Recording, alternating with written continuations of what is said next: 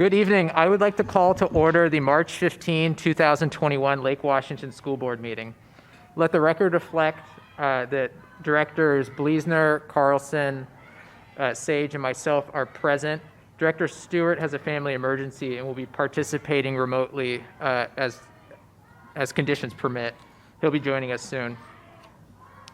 It was recently announced that all school districts may begin to hold in-person public board meetings. However, attendees must pre-register to attend either a board meeting or a study session.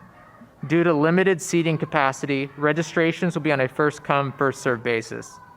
Registrations will be accepted until 1 p.m. on the day of the board meeting.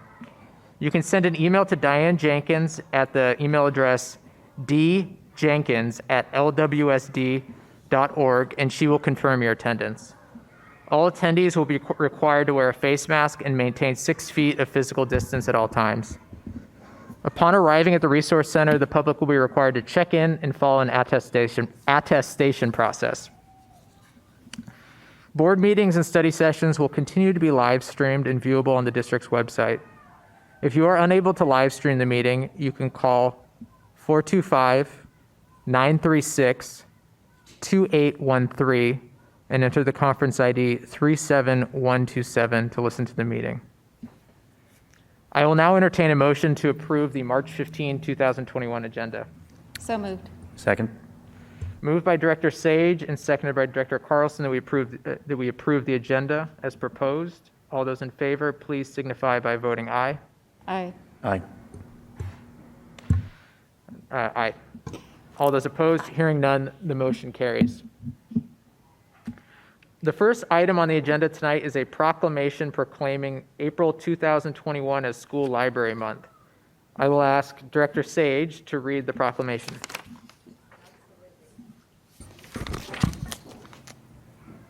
Whereas school libraries provide materials for teachers and students that will encourage growth and knowledge, and whereas the school library media specialist role is to provide the leadership and expertise necessary to ensure that the library program is an integral part of the instructional program of the school, and whereas school libraries provide materials to meet individual needs, varied interests, abilities, socioeconomic backgrounds, and maturity levels of the students served, and whereas school libraries provide materials that reflect the ideas and beliefs of religious, social, political, historical, and ethnic groups and their contributions to the American and world heritage and culture, and whereas the school library contributes to the individual growth and development of all students while fostering both excellence and equity in education.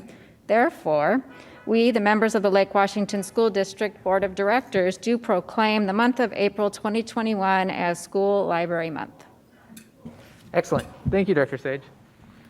The next item on the agenda is the approval of the March 15 consent agenda. I will now entertain a motion to approve the consent agenda. So moved. Second. It's been moved by Director Bleasner and seconded by Director Carlson that we approve the consent agenda as presented. Dr. Holman, will you please poll the board?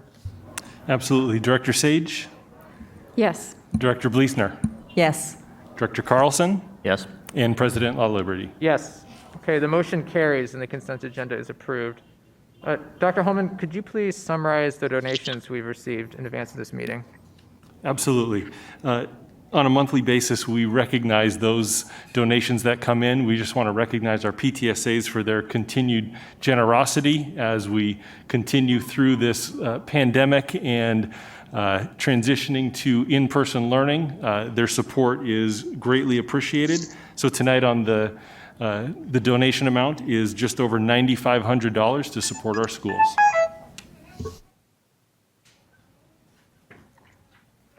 Excellent. Thank you, Dr. Holman. And please let the record reflect that Director Stewart has joined us now remotely.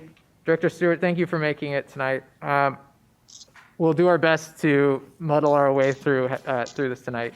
I'll keep an eye out for, if you could just raise your hand when you have something to add, and we're all keeping an eye out. Excellent. Thank you. Eric, excuse me for a minute. I've got bad audio. I need to go back and come back in. Sorry about that. Okay.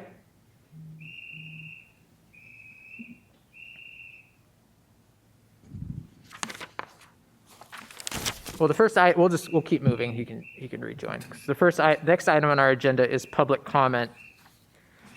The Board of Directors welcomes the public to the business meetings of the board and encourages community engagement. The board dedicates 30 minutes at these meetings to hear from the public during a public comment period.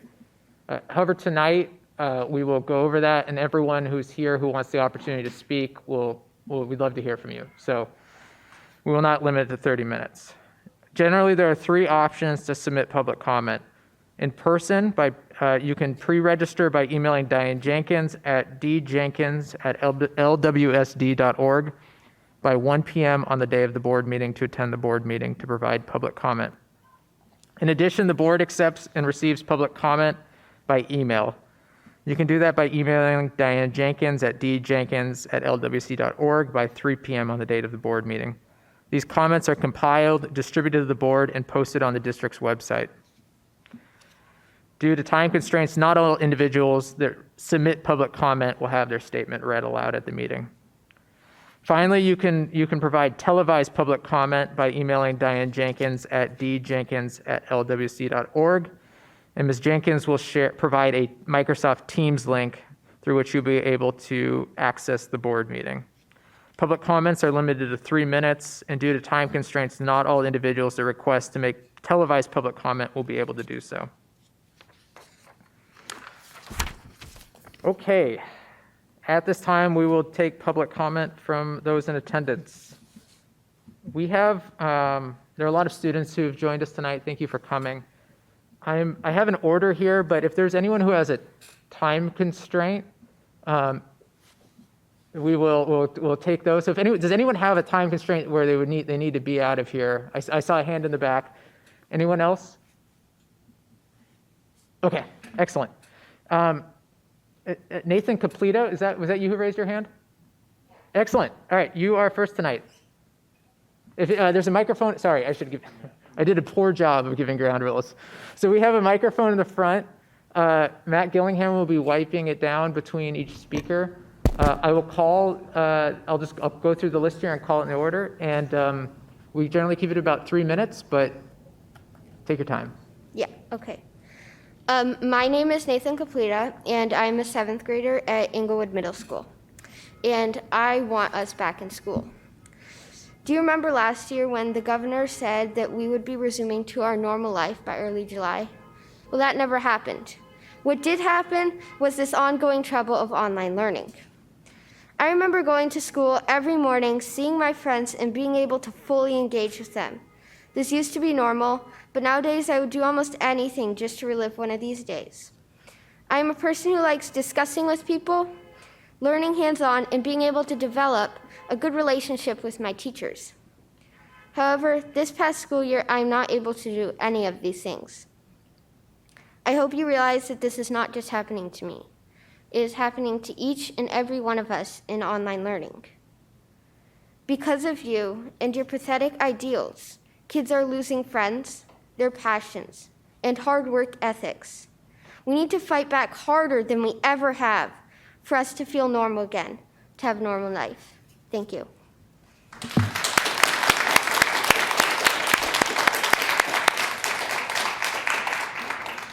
Thank you, Nathan. Next, I have Michael O'Hara.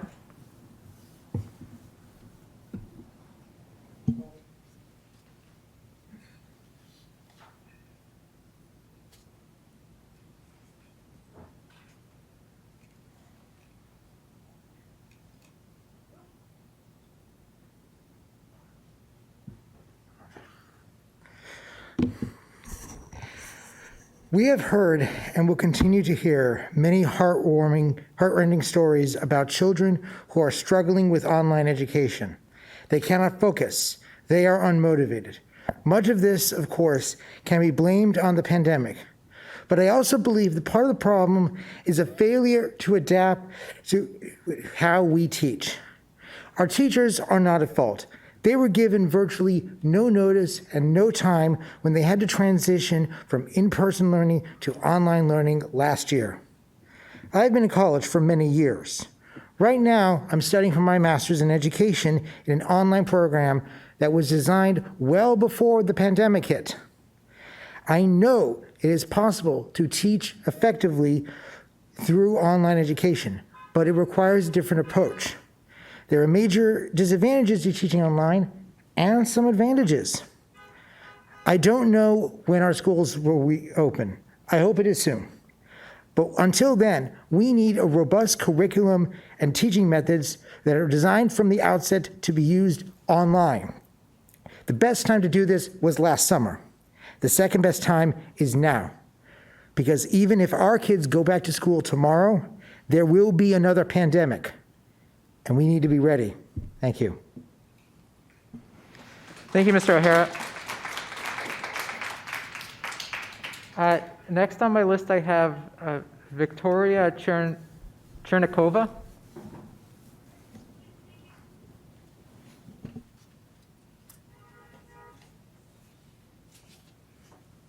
Good evening, ladies and gentlemen. My name is Victoria Chernikova. I'm mother of 3 kids, and today I represent not only my opinion, but opinion about 1,400 families of our Lake Washington School District. My kids, all 3 of them, are struggling with depression, despite I'm doing everything the best to protect them, to show them my support. I wake up in the night, I'm sitting with them, and they still feel sad, anxious, and depressed. And we were talking to the doctor. He suggested us to apply for psychological help. We tried so many times. All psychologists, children's psychologists, adult psychologists, all are booked. All waiting lists are booked. Can you imagine the huge disaster of this trouble? I personally know 2 parents who have kids who throw their computer in the wall. My kids are not the worst case, actually. I personally know two parents whose kids have suicidal thoughts.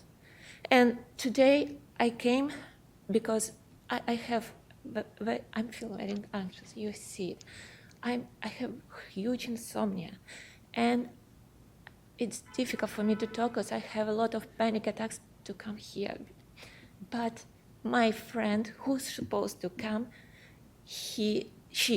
today she is putting her daughter in the hospital 2nd time.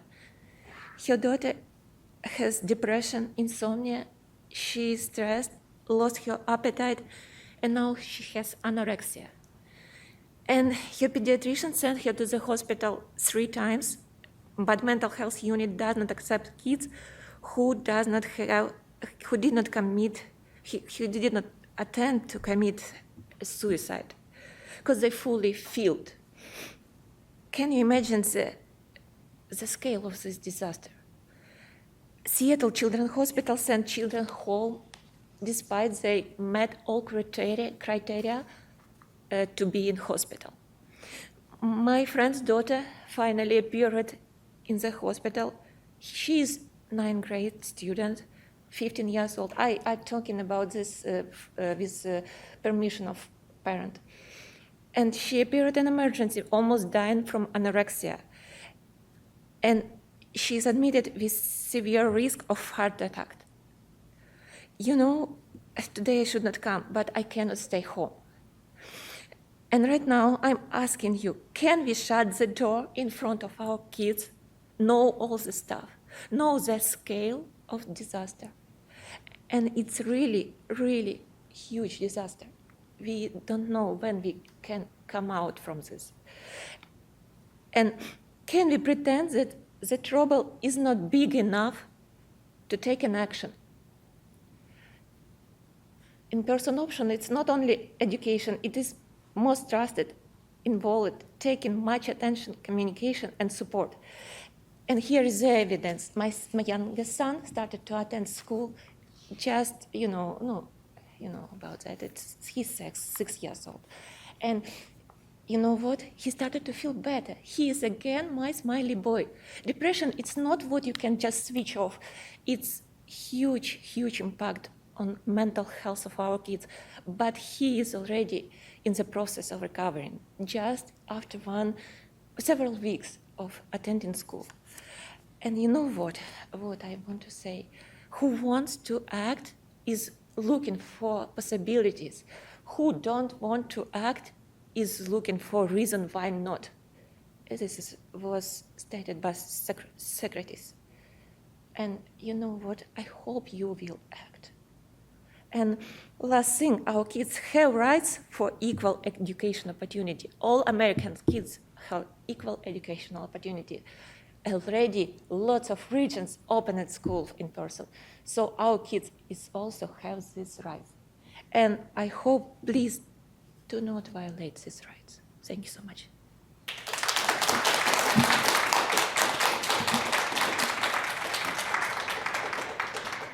Thank you, Ms. Chernikova. Next, we have Gervin Bora.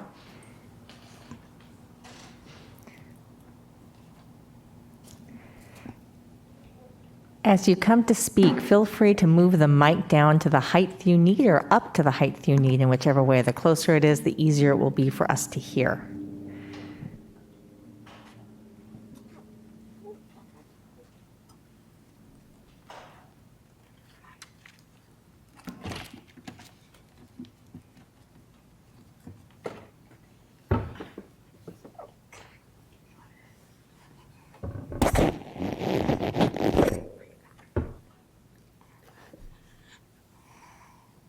Hi, I am Girvin Bora. I'm a fifth grader at Alcott Elementary, and I would like you to show us the 30% reopening plan and work on full-time in-person middle school for fall. I am going to sing a song I wrote. It's called Open the Doors.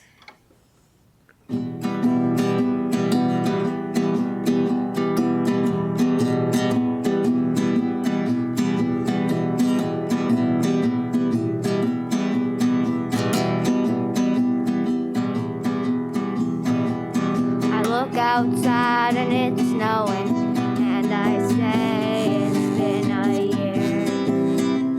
My schools went dark and our screens lit bright. It's 10 a.m. and I'm lonely.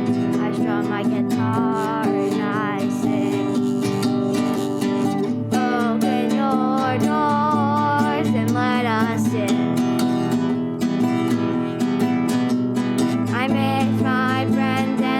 That we made, and as I sing, the sadness starts to fade.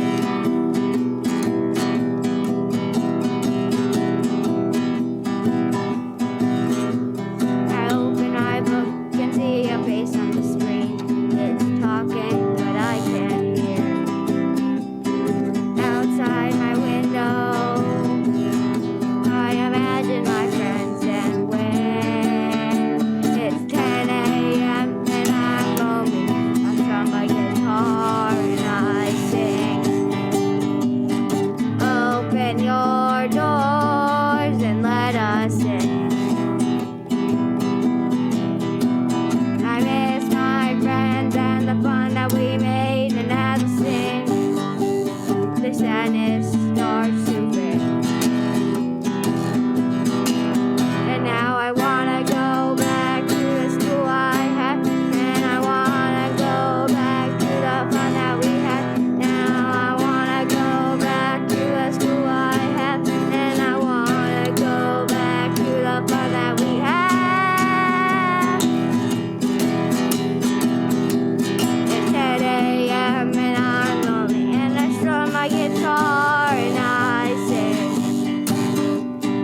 Open your doors and let us in.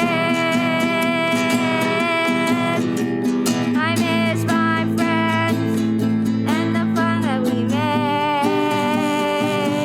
And as I sing, the sadness starts to fade.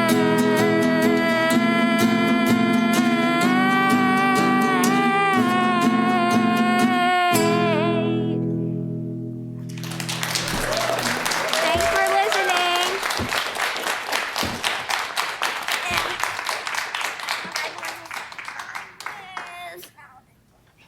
Thank you, Mr. Bora.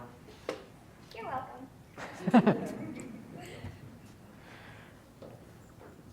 welcome. Next, I have, I apologize if I get the pronunciation wrong, the Utek family.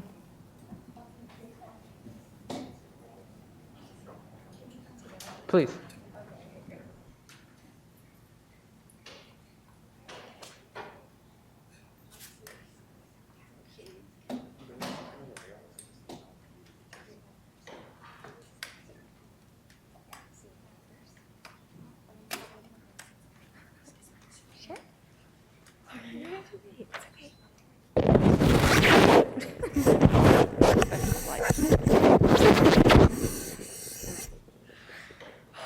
I know it's a lot scarier when you're up here.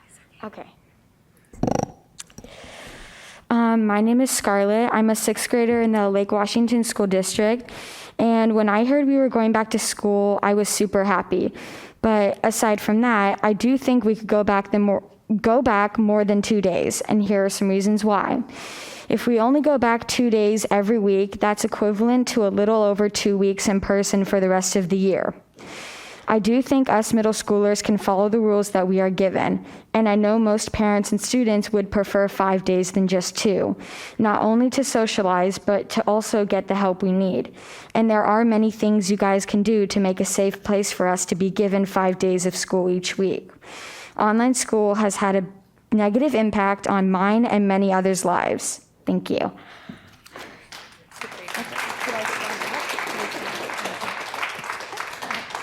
Thank you. Okay, thanks. Okay, is that a good spot? Okay. Hi, everyone. My name is Deandra. I have a 6th and 7th grader in the Lake Washington School District. As we've discussed at great length, children are suffering and the need to go back to school is urgent and it's critical. I have been a single mom for 10 years. I'm used to doing things on my own. I'm used to being exhausted, wearing many hats, and always wondering if I'm doing enough. But adding managing a teen and tween at home, trying to learn remotely for a year to my already overly full plate has been one of the hardest things I have ever done as a mom. I wanted to share with you that this has been the most stressful, exhausting, heartbreaking year of my life as a mother. Having to choose working and making a living over being able to be there to help navigate remote learning, offer tech support, or police my kids to stay on task. It has been a horrible, horrible feeling. Which seemed to be never ending as the year has gone on. Talk about mom guilt. Even 2-parent households have stood here and expressed how much they struggled being thrown into remote learning, having to pivot and adjust along the way. But being the only parent in the equation, having absolutely no support, no help, no backup has been awful. I wish the district would have offered resources for single parent and at-risk families, because I can't think of a time that I have felt more alone than I have the past year. Many families have had to make the same choice that I did, work or help your kids with remote school, period. And as a tax-paying parent in the school district that has been highly sought after, there is no reason I should have felt this alone and had to choose. There are so many benefits to an in-person, all of them a million times already, but concentration, less distractions, a greater understanding, stories and real-world experiences and examples from teachers. The completion rate of teacher-led classes is almost 5 times higher than that of online learning. You have an opportunity to connect with, problem solve, and network with other students. And last, teachers have a magic about them. They are amazing. The ability they have to connect with students in person, and that is predominantly felt face-to-face. While I understand there are students and families that have been able to thrive remote and would prefer to remain remote, I believe the majority feels otherwise. Let's see. I'm seeing the light, so I'm trying to hurry. I'm sorry. I know it will take a lot of hard work and a lot of planning and backup plans for all various scenarios that could come up to go back to a 5-day in-person model, but it is absolutely possible. Private schools have done it, daycares have done it, Montessori's have done it. It is possible. You do owe it to our kids and you owe it to us parents. All students deserve the option to go back more than the bare minimum. Our teachers have worked tirelessly to adapt and do their best, and I believe they can adapt once again to an in-person model. After Inslee's announcement, you sent a survey with 2 options: return to hybrid or remain remote. Where was the third option? Where was our option to send kids back full-time? This simply isn't enough. We are demanding more, and I have faith in the Lake Washington School District and believe they'll do what's right and best for our kids. I hope that our presence here tonight and online has shown you that we expect better and we will not stand here complacent and at your mercy. We will remember how this was handled when it's time to vote, time to donate, and when it's time to volunteer. And that comment is not only directed to the board as a whole, but specifically Chris Carlson for the comments regarding teen suicide that were public on social media.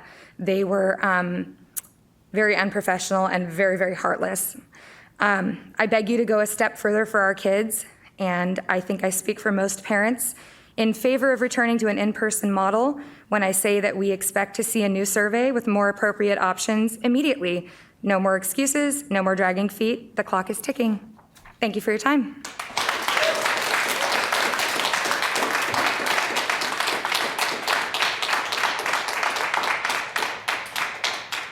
Thank you, DeAndre and Scarlett. Next I have signed up is Ashley Green.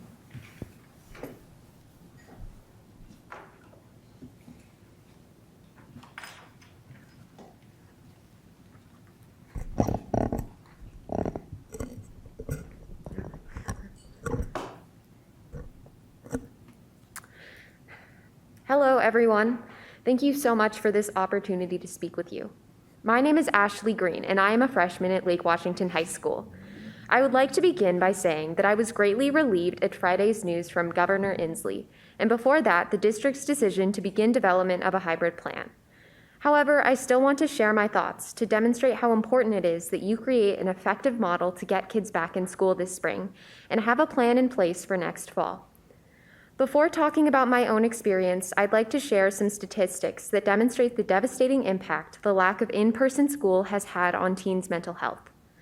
From March 2020 to October 2020, there was an increase of 31% of adolescent emergency room visits relating to mental health.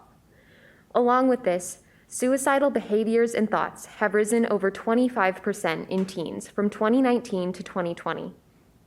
Pediatric doctors and nurses are reporting drastic increases in self-harm, suicide attempts, substance abuse, and eating disorders. These are terrible truths. Teens across the nation are crying for help and receiving nothing in return. Of the friends I've been able to maintain contact with, all have reported a major decrease in mental wellness.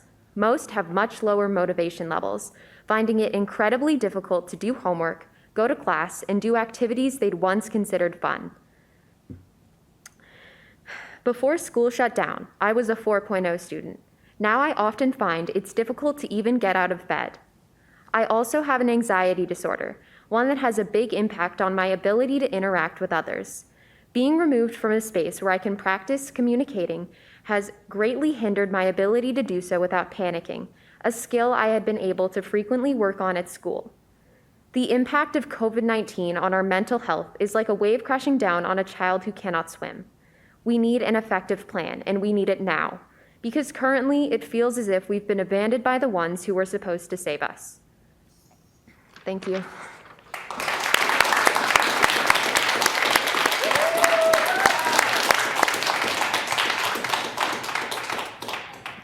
Thank you, Ms. Green. Next, I have Micah Burko-Compas. Micah, I apologize. If you could pronounce your last name correctly for me, I'd appreciate it.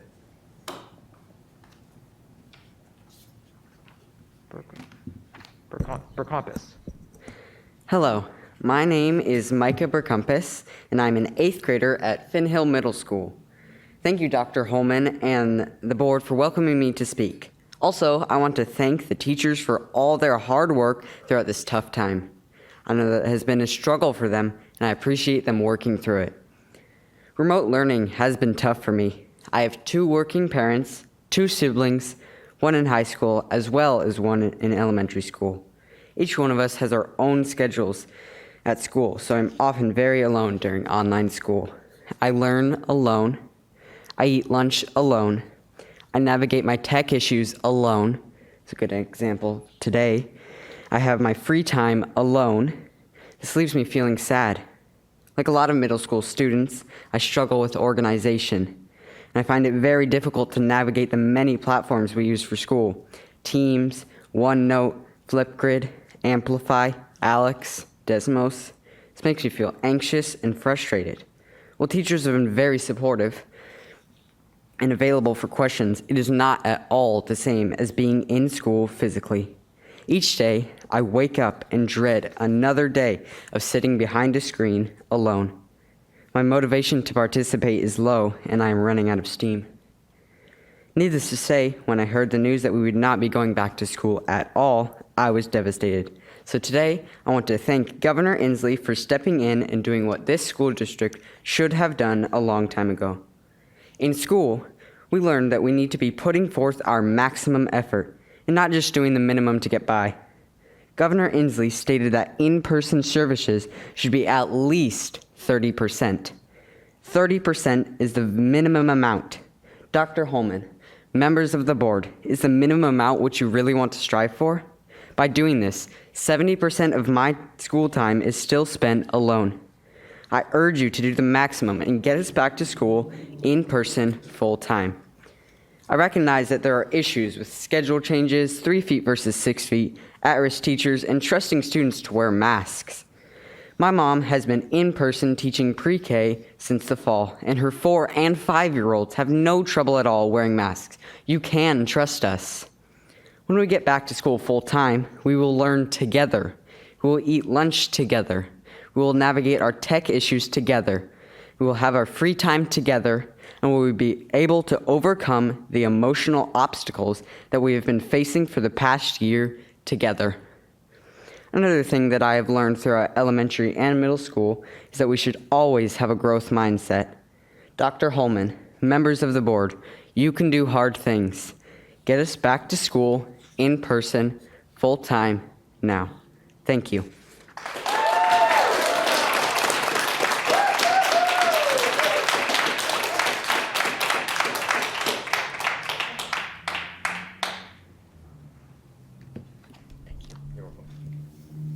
Thank you, Micah. Next, I have Kian Manavari.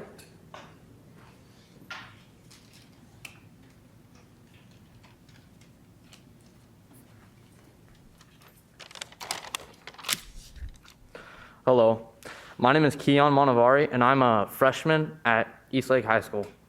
But am I really a freshman? I wouldn't say so, because I spent my entire year in my home doing nothing, just being alone, just like the last person said. Everything has been hard, and I've only seen the amphitheater of my new high school. It's pretty sad that things have to be like this. I used to love orchestra. I used to attend my concerts, but that's the only thing I got to do for my high school. I used to love orchestra, but now it's become a mess.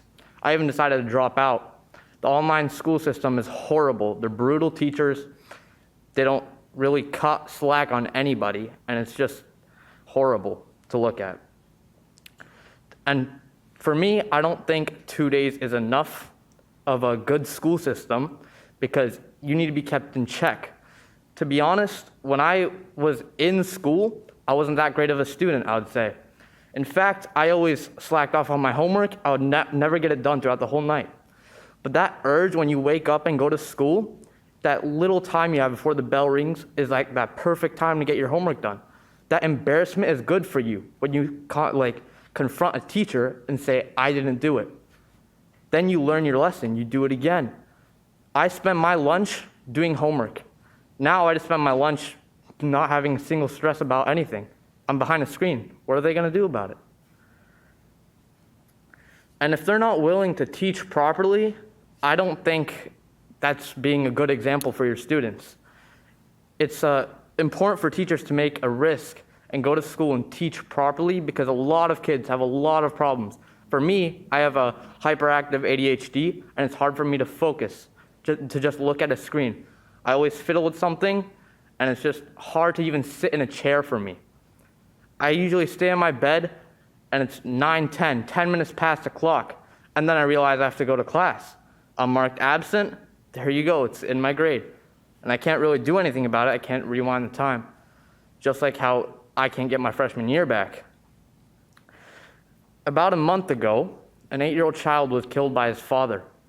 It's a very tragic incident that happened in this district. I don't know much about the kid or the father, but I know if that kid was in school, this incident wouldn't have happened. I don't know what you guys are waiting for. If another incident happens, it would be even worse for the community. It's just horrible to have school like this and see kids go through a lot of pain, as also the suicide rates are getting much higher. The damage is already done. I don't know how you can fix it, but I need to see dates because it's horrible to not know what's coming. Then again, please open the doors and let us in. Thank you for having me.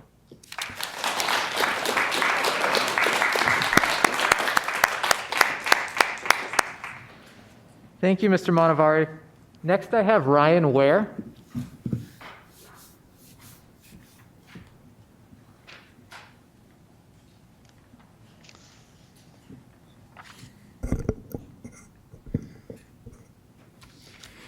Hello, my name is Ryan Ware, and I'm a junior at Eastlake High School and have been in the district since kindergarten.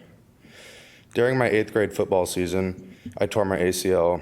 I was told I would not be able to play for 9 months. I wanted to get back as soon as possible, so I knew there was a 9-month timeline, but I was determined to be ready when that time came, or sooner if it was safe to do so. I worked hard in rehab and obeyed all instructions from my doctor. I knew that if I worked hard during this 9-month period, I would be able to return back to normal play. This can be compared to remote learning. Adversity hits us, AKA the pandemic. We then comply with the government and close all schools. During remote learning, you should have been working hard to provide a plan so that when the government said it was safe to return to schools, that plan could have been implemented. But no, there was no plan for our district. Others had their plan ready to go. We did not. I don't know about you, but this is devastating and unacceptable. This isn't even my senior year. You have the power to give the seniors of LWSD the end of their senior year, the traditions they have been looking forward to, and the memories they so truly deserve. My passion for school and the community it brings really took stride when I started attending Eastlake High School. I love Eastlake High School. I love the teachers. I love the students. They are amazing, and I miss them. I wanted to come speak to you tonight to share how this remote year has impacted my peers, my teachers, and myself. It's unmotivating, it's disconnected, it's challenging, and it's been over a year. My teachers are amazing and want to positively impact their students. They try to connect with us. Just the other week, at the end of a presentation by my anatomy teacher, he closed the class by saying, quote, "Well, I don't know if any of you are there. I'm just looking at a screen of profile pictures. But anyways, I hope all of you got something out of today's class. Go do something awesome. I miss and love you all." I immediately turned on my camera because I felt awful. It was so sad to see him lack such purpose. I know that kids are the reason he is a teacher, and remote learning has cut off his ability to connect with us. Initially, online school served a purpose, but now its purpose is detrimental to my peers, teachers, and myself. Why are you waiting to act? I don't have a master's or a PhD yet, but I look across the country and see hundreds, if not thousands, of schools that have been open and are starting to open back up. And yes, I saw the email last week stating that the reopening of secondary schools is being reconsidered. Why is this even a question? Why did the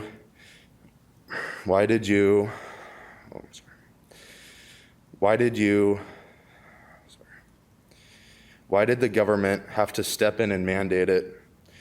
Why couldn't you see that this was the right thing to do long ago when safety protocols had changed? Why did you refuse to adapt a growth mindset with regards to the newly updated COVID-19 protocols? Why are my teachers and peers still suffering? Why is your school district the exception? Why won't you do what's right? We are your future, and we need an education.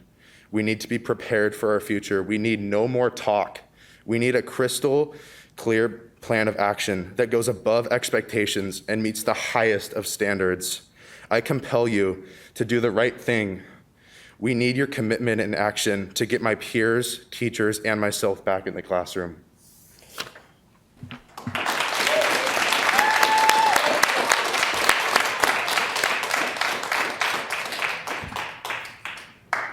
Thank you, Mr. Ware. Next, I have Gracie Haroldson.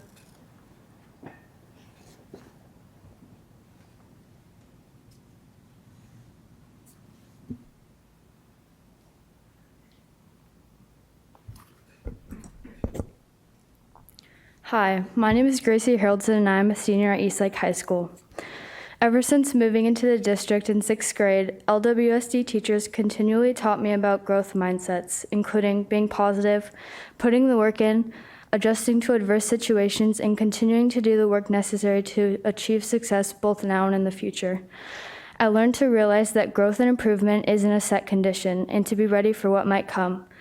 With this mindset drilled into my head, I can't help but apply it to the situation at hand.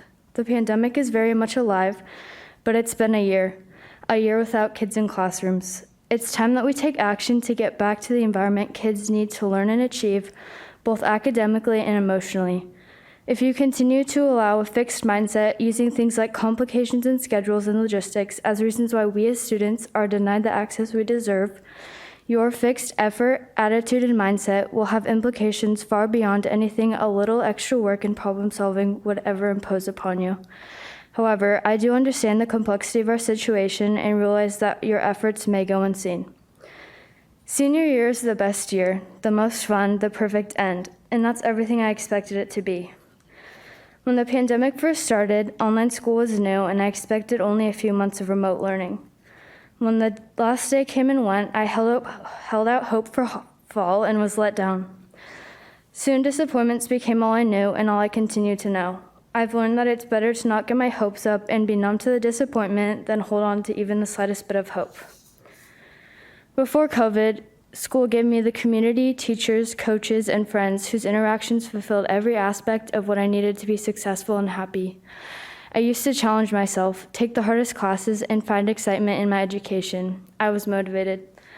Online school has taken every last bit of motivation and excitement school was for me. Every day feels the same, and it's hard to see an end in sight. I've fallen into unhealthy habits, and mental health has become something that I've struggled with for the first time in my life. I know it isn't just me. I've seen many students, including my friends and family, struggle to find reason in learning.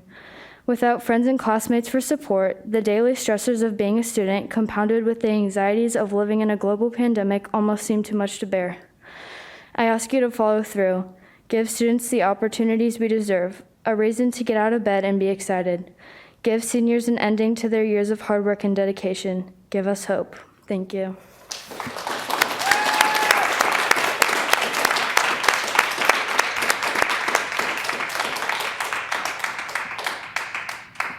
Thank you, Ms. Haroldson. Next, I have Beckham Lee.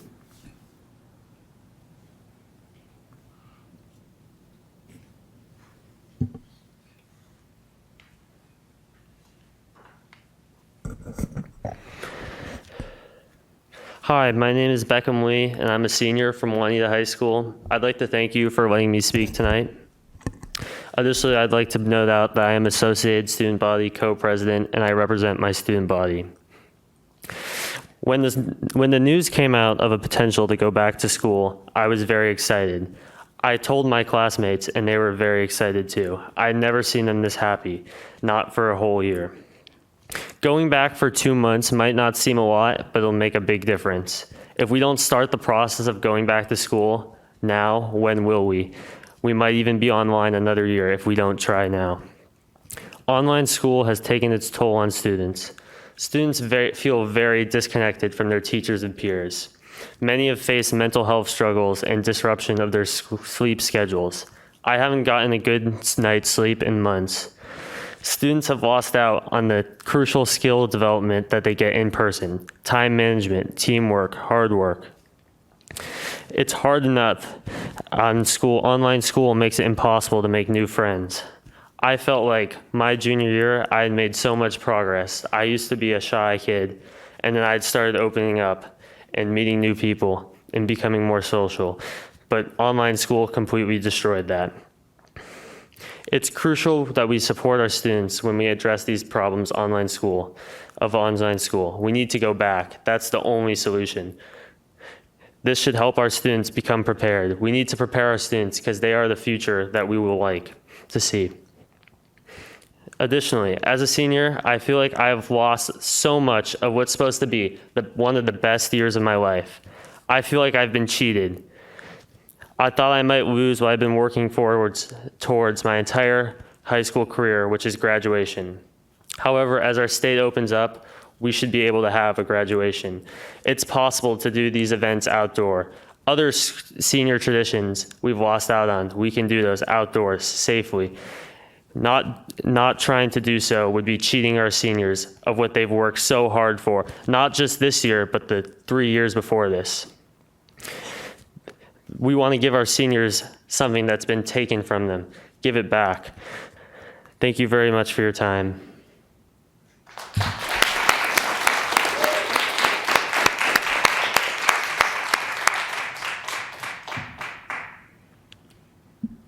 Thank you, Beckham. Next, I have the Doolittle family.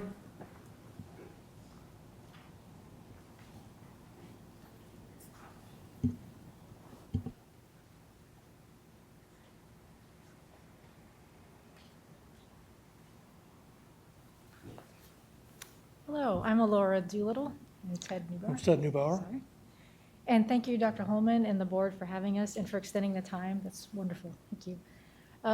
I've heard so many things that echo exactly what I'm thinking, so I don't want to repeat it. And I have a son who's a junior at Lake Washington High School, and he goes through what Micah goes through every single day, and it is painful to watch. If I talk about outcomes and measuring progress, every single year since he was a kindergartner in the school district, he has grown leaps and bounds. It is amazing. This year, he has not. He has stagnated. His self-image is being affected. I see him wake up in the morning. Sometimes he's got energy. Sometimes he's looking forward to the day.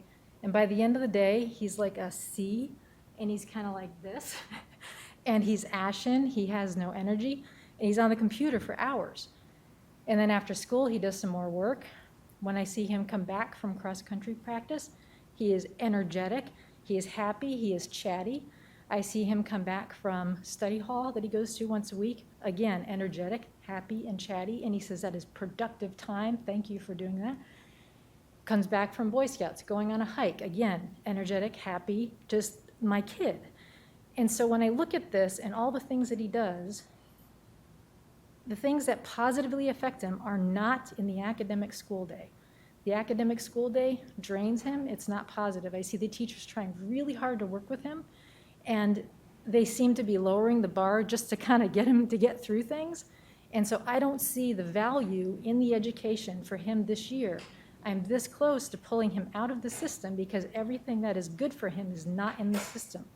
So I urge you to go back to school at least 2 days a week, if not full-time, as soon as possible. Our son is very intelligent. He is a highly intelligent student. And we have had to sit here and just watch him dwindle to the point of failure. I have no faith today that if school continues in this manner, he's going to graduate high school. That would be a sad, sad day. And the schools have got to get this together. Private schools are in school. Other school districts are in school. Why can we not get these kids back learning? Staring at a screen all day? I do it every day. I work from home. I stare at Teams all day long. It's hard enough for an adult. I can't imagine what it's like for these kids.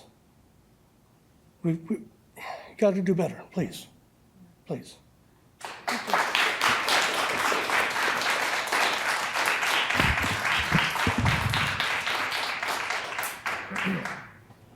Thank you, Mr. and Mrs. Doolittle. Next, I have Jenny and Darius.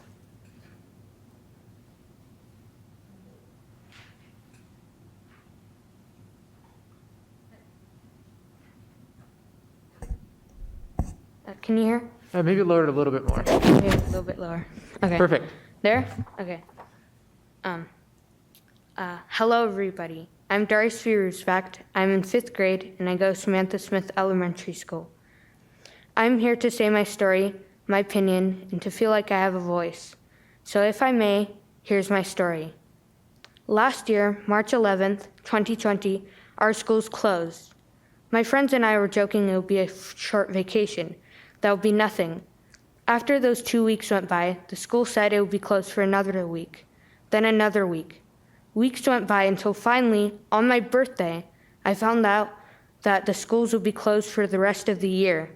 I was devastated, helpless, felt like I didn't have a voice. My dad had said, "Don't worry, you'll be back by September." Then September went by. As the months went by, so did my hope for school opening. It isn't us, the kids' fault. It's the people who have a voice's fault. That person who has a voice, who can speak up for kids and make their hope not be lost. The countless letters I have sent, my family has sent to open schools, no reply. One way I can describe my experience is a fast forward button. As seconds go by in my week, so do minutes, hours, days, weeks, and months. Until now, finally, a year has gone by. I'm in 5th grade, as I said, and it is my last year of elementary school. How I imagined it, I would be at the top of the school, sitting at the back of the bus. But my dream didn't become a reality, just a broken dream, a lost one. So now I hope my story will change your opinion or others. Maybe teach you or others that us, the kids, cannot be looked upon as nothing, because we, the kids, are something. Thank you.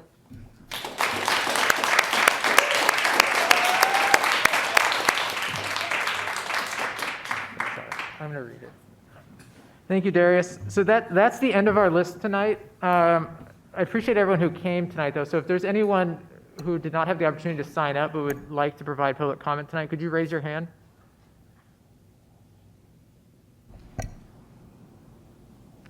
I'm waiting. I see your hand. I'm just going to see if there's any other ones so I can get a count.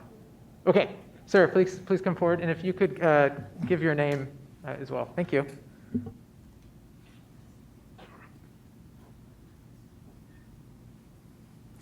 Hey, good evening, dear board members. My name is Vahid Monavari. I'm Kian's dad, who already spoke here. I don't have anything ready. I wasn't planning to talk, but I just want to say, last year when you guys decided to shut down the schools because of pandemic, that was a right decision at that point.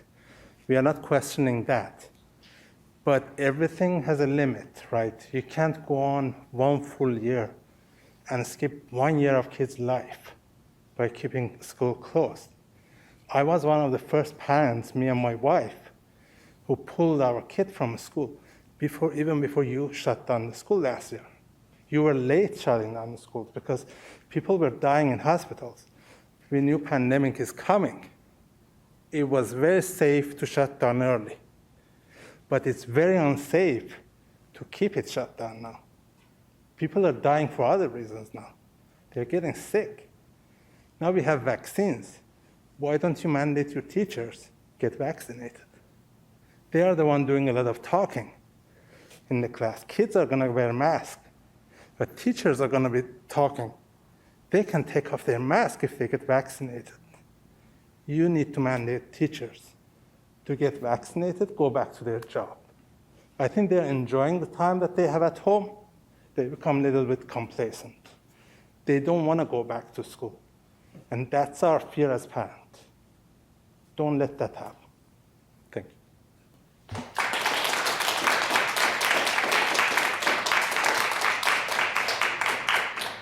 Okay, thank you, Mr. Monavari. We also received one written public comment tonight in advance of the meeting that I will read aloud. It's from Neil Youngquist. Mr. Youngquist wrote, in preparation for the meeting scheduled on March 15, I urge your consideration of the following. 1, establish firm timelines for a return to classroom that exceeds the governor's minimum 30% requirement. 2, require the LWSD superintendent to engage community resources to meet the timeline established. Though I am a business consultant with an active role with the United Nations, I responded to the superintendent's call for bus drivers as presented to the board at the March 1 meeting. I also applied for various instructional roles with an intent to facilitate a timely return to the classroom for not only my 2 teenagers, but for the community's teens as well. Everyone can do something to bring our students back to school in the weeks ahead. The community spirit needs to be fostered and engaged. That was from Neil Youngquist. Thank you, Mr. Youngquist, for writing in. I also want to acknowledge the hundreds of people who have written to the board in the last few weeks. We've read everything we've received. We've responded to as many as we can, and I really do. I think I can speak on behalf of the whole board that we really appreciate everyone who's taken the time to write us. So we've now ended public comment. The next item on our agenda is the superintendent report.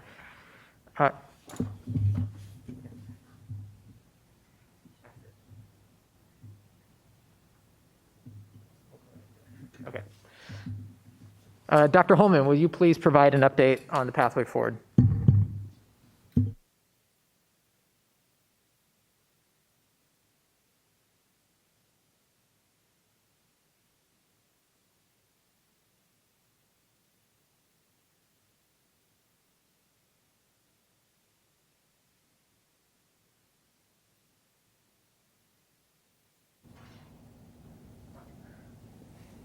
Can you hear that? Okay. I'm just making sure we share this so Director Stewart can also see the presentation.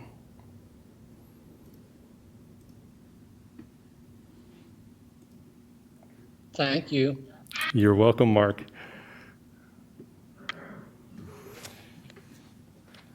Okay, tonight I've asked my team to participate in the superintendent's report with me.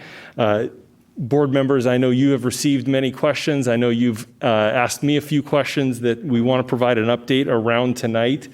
And so tonight really is a pathway forward update to do a few different things. One is to review planning efforts.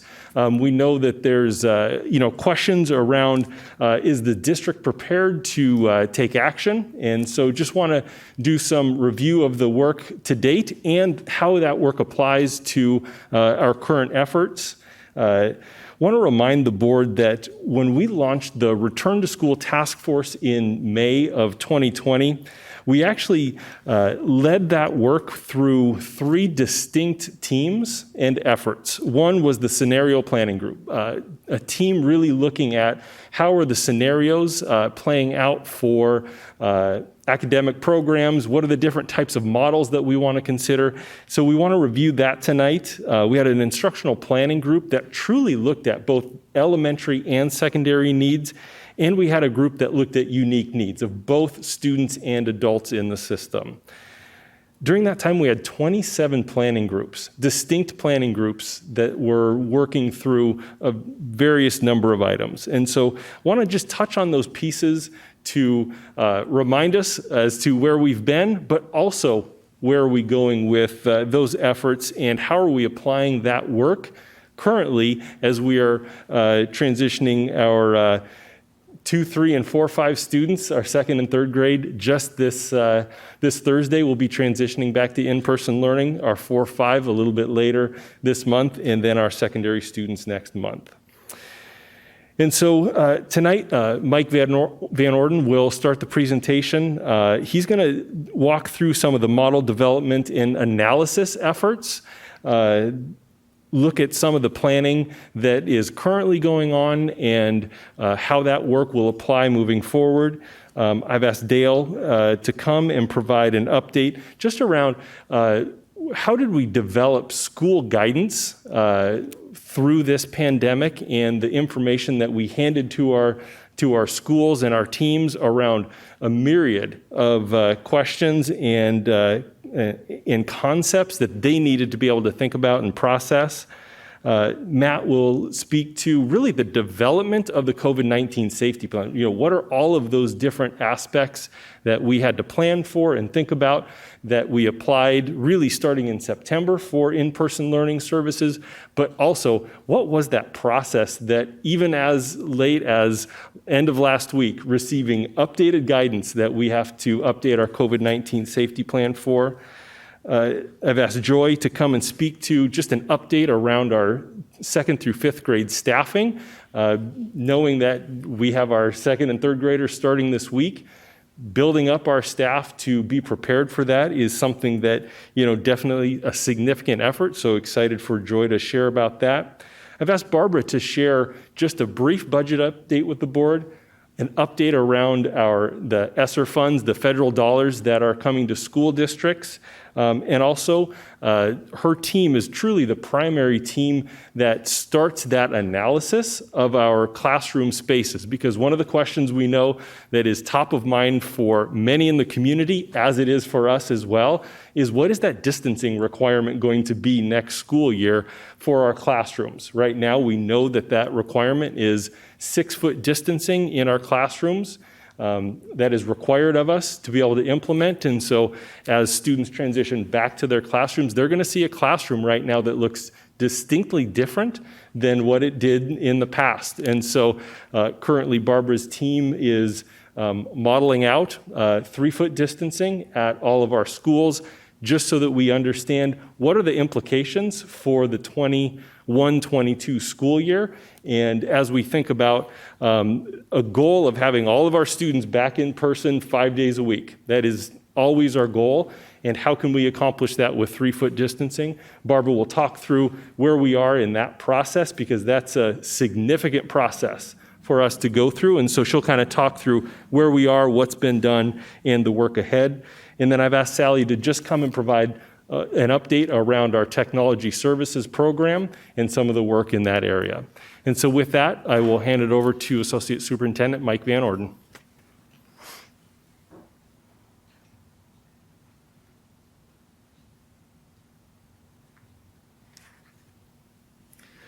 Thank you. And before I started tonight, as last time, I wanted to take a moment to thank the families who continue to advocate for their children, and to the students who are here tonight, not only advocating for yourselves, but for your peers. And I just sincerely thank you. At our last meeting, we shared a rationale for our secondary return, which was at the time designed to provide support for small groups of students.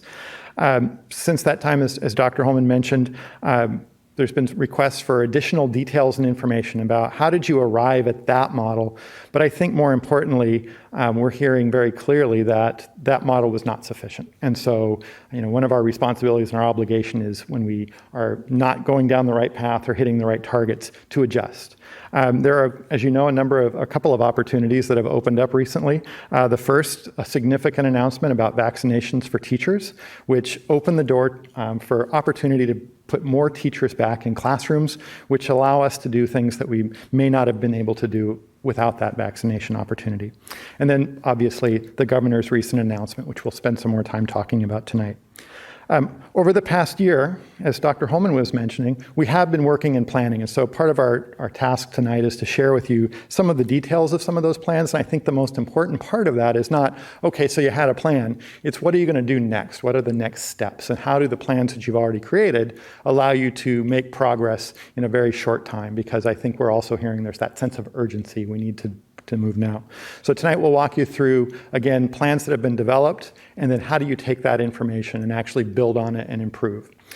So we want to start tonight at the same time going back to where we were when we kind of started building these plans, which was that physical distancing requirement. And I mentioned that last time. It's still there, that 6-foot distancing requirement. And I think folks know there's a lot of debate and discussion around this, particularly as our science improves and we learn more about transmission and how people are working and living together in schools. But we're still operating with that 6-foot distancing.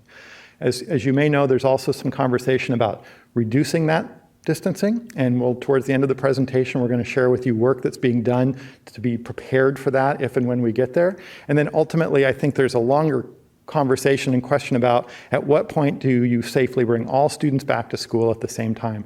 But again, it's really important as we talk about next steps to know we're still operating with that framework of that 6-foot distancing. So as I mentioned at the beginning, there was some questions about, well, what were the plans even back in the summer? And again, can you use those plans? Can you capitalize on them to make forward progress? And so just to provide a little bit more detail than we did last time, we had groups, as Dr. Holman was mentioning, looking at all sorts of different elements that you need to safely return. Everything from safety procedures, hand washing, lunches, how to get kids to school, how to run your classes. And then we looked at models. And so we talked about those models last week, and we kind of prepared or shared the rationale for why did we land on the model we did when we were here. Actually, it wasn't just last week, it was a few weeks back. And so some of the examples of models that our teams looked at over the summer and into the fall. So one is the hybrid model that I think folks are most familiar with. It's what we're looking at in grades 2 through 5, where you have students alternating, and I'll share some examples of that just for clarification a little bit. We also looked at a one-day-a-week model, where kids came one day and then they were on more of a synchronous, asynchronous remote model for the other 4 days. And then we looked at, as we mentioned last week, that idea of teaching in-person and remote students at the same time. Some kids are watching and some kids are in class. And so all of those were reviewed. Our teams looked at benefits, challenges, looked at where other districts were at the time. And even today, there's the word, I think the jury's still out on which models are most effective, but I think folks have some definitely strong interest in others, over others. But again, just to be clear, there was a lot of development work done already to say, what are the benefits and costs of different models? And so that's work that we can build on. It's not as if we're starting from scratch. And as I think folks mentioned here, there are many schools that are now operating and lots of models to look at and that we can apply to our current situation. So again, continue to build on what we already have in place. So where we landed when we were planning not only for elementary, but all the way into secondary is, obviously there's kind of 3 ways of looking at school. The most important one we want is all of our kids in person. Lacking that, if you can't do that, then the next tier would be a hybrid. We were looking at an A-B hybrid, and again, that's our model for grades 2 through 5 currently. And then where we were when we started the school year was remote. So again, this was work we were sharing all the way through the summer and into the beginning of the year. And then as conditions change, obviously we want to work our way towards to be closer to in-person. So the model that our team saw the most promise in when they were working through the summer were an A-B hybrid model. And so the idea is you can have an A group and a B group, and they can either alternate days. So one group comes Monday, the next group comes Tuesday, and then you repeat that on Thursday or Friday. Or you can have them concurrently, where you have one group comes for 2 days in a row, and then another group comes for 2 days in a row. And again, why we're even talking about the hybrid model, what really drives us into that, even still today, is that social distancing requirement. Because we have classes of 24 and 25 and 30 kids, up to 30 kids in high school. If you put 30 kids in the class, you're not hitting that 6-foot social distancing. And so we have to divide the classes into 2 groups. And the hybrid model seemed to be the one that was the most viable of all the models we looked at. Though, again, where we were, and when we talked about at our last board meeting, was to do that change mid-semester would have a pretty significant effect on students' schedules, course opportunities, teacher assignments, et cetera. Since then, obviously, though, with the announcement about vaccinations and the governor's requirement, which I think we're all very pleased with, we have an opportunity, and we can't pass up an opportunity. And so we are continuing to move forward with a target to meet those requirements by the governor. And also, I should note that this was planning efforts that we were working on even in advance of the governor's announcement. So as soon as we actually heard about the vaccination opportunity, so there was an opportunity for us to really think about how are we going to get kids back sooner than later. So as I was mentioning, and as Dr. Holman mentioned, over the summer there was a significant amount of work, and even into the fall, of identifying all the things you need to have in place to have students back in person in a COVID environment, when you still have issues with the virus and still need to have health and safety measures in place. And again, the idea is we can build on that work that was already done to start getting kids back. So I think the concern about, hey, we've got a tight timeline and we need to do this quickly is all valid, and I think we can build on that. So Dale Cody is going to walk through just some examples of the types of work that's been done and some of the types of things that are in that plan to give an example of how we can build on that to get kids back sooner than later. So I'm going to turn it over to Dale. Thank you, Mike. And as Dr. Holman and Mike mentioned, we began this work last May. We had every district leadership team member, I think it's about 171 people, served on a subcommittee throughout the summer that resulted in a 67-page document for building administrators as they prepared to open schools in a remote learning or hybrid model. The topics in this document primarily focus on operational and process requirements. We've continued to update these processes and operational requirements throughout the year. This document's also available on our website. As they both mentioned, this work that we've done since last May really has helped us in a number of ways. It's helped us to prepare to have many of our special education students being served in person this year, our pre-K students being served in person this year, athletics, last month, kindergarten and first grade students, and then of course second, third, fourth, and fifth graders coming up, as well as secondary ahead. And all this work will help to inform that. Just some examples of some of the subcommittees that were underway.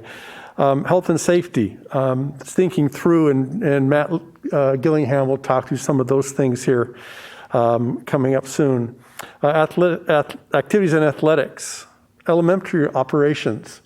For example, that group took, hypothetically, a kindergarten student and said, well, when they arrive on campus, let's hypothetically walk them through a day. What does that look like in order to make this happen for our kids? Then they start thinking about, well, what do we do with parents that normally might want to walk a student in? What about our driving routes? How do we get the student from the attestation actually to their classroom? What kind of support do we need for that? How do we get them into the classroom and in their seats and teaching the classroom process? What about lunches? What about snacks? And so they walked through all of that as they thought through what that would look like. Obviously, secondary operations, which look much differently because we have much more independent thinkers at secondary, certainly able to and would follow the rules and processes and procedures, but how do you deal with certainly just the numbers of students that come through our secondary schools? Elementary curriculum, instruction, and grading, same with secondary. Professional development, we had some people talk to both the great work our teachers and staff are doing, but it is challenging. And we did have some really focused work in helping to prepare them to teach in an online model, which is a very different approach. Obviously, I spoke to special needs and early learning. We had to have committees to discuss highly capable, and you can read the rest. I mean, there's plenty of things there that we broke down into smaller pieces throughout the course of last spring and summer, and then continuing to plan for the remainder of this school year. I mean, there's some big ones there. Nutrition, how do we provide lunches for our students? How do we feed our students breakfast? And we've had some great work and some plans and seeing that flow through. Facilities that you'll hear later, there's a tremendous amount of work that takes to get classrooms ready for school. So a lot of these committees resulted in a lot of great work. Here's some examples too, getting down a little bit further. Secondary schedules, people were working on elementary schedules. Attendance processes, I don't have up here, just attestation. How do you have families come through and make sure that their childs have attested? At elementary, that means something different than in secondary. With social distancing, if you're going to break your secondary school in half, then you have, in some cases, 1,000 students coming through the door at a particular day, or up to 500 students through the door, I should say, on a particular day. How do we process that? How do we get kids in so we're not spending an hour just to get kids into the room? Dealing with recess for our elementary students, what does that look like? Cleaning protocols. Just student pickup and drop off. I spoke a little bit about that with elementary, but that's also true for secondary. How do we use our classified staff in ways that help support these models? Obviously, family connections is important, and continuing to support families because they're supporting their child at home in an online format. The technology management, I mean, you think about the enormous task it took last summer to ensure that about 31,000 students had a computer. And that's no small feat. That took a lot of planning and then continued support. School supply and roll-in, et cetera. So, we took a lot of time in planning. We have updated those plans as our requirements have changed and been updated. That really have helped us be ready for as those programs I spoke to already that we were serving in person, elementary coming on board, and then secondary right around the corner. Next up, Matt Gillingham, I think, is going to talk to us about the health and safety guidelines. Thanks, Dale. And so I'm going to talk a little bit about the COVID-19 safety plan in terms of how that plan is developed and revised. With not going to go into great depth about the substance of the plan because we've already presented to that on the board. But the COVID-19 safety plan is really part of our challenge or our way of representing the various guidance that we get from the Centers of Disease Control, the Washington State Department of Health, Seattle-King County Public Health, the Office of Superintendent Public Instruction, and the Washington State Department Labor and Industries. Those are primarily the agencies which provide either guidance or requirements in which we're obligated to operate our schools within the constraints. And so we have an emergency operations center team that reviews that guidance on a monthly basis. And the guidance continues to come out. Dr. Holman referenced, or I think maybe it was Mike Van Orden referenced, just on March 11th, the Washington State Department of Health updated its guidance for schools. There's some new guidance in there that we haven't seen before. So, for example, like choir and band, and so it's some of the detailed guidance that will allow us to go back and say, how do we revise our operational plans that Dale was just talking about. But so we have a process by which we review that guidance on a monthly basis, incorporate that into updates. We actually publish this plan on a monthly basis with all those updates highlighted. It's available to all staff on our portal. It's also publicly available on our website. We push it out via email to all of our administrators, and then we meet with all of our COVID-19 supervisors at each site to review the changes with them. It has grown. We first published this back in August, prior to the start of the school year, and it has grown to be over 100 pages. It's a very detailed plan, and it's one that we've had to operationalize over the course of the year as we have all schools that have been serving students throughout the year.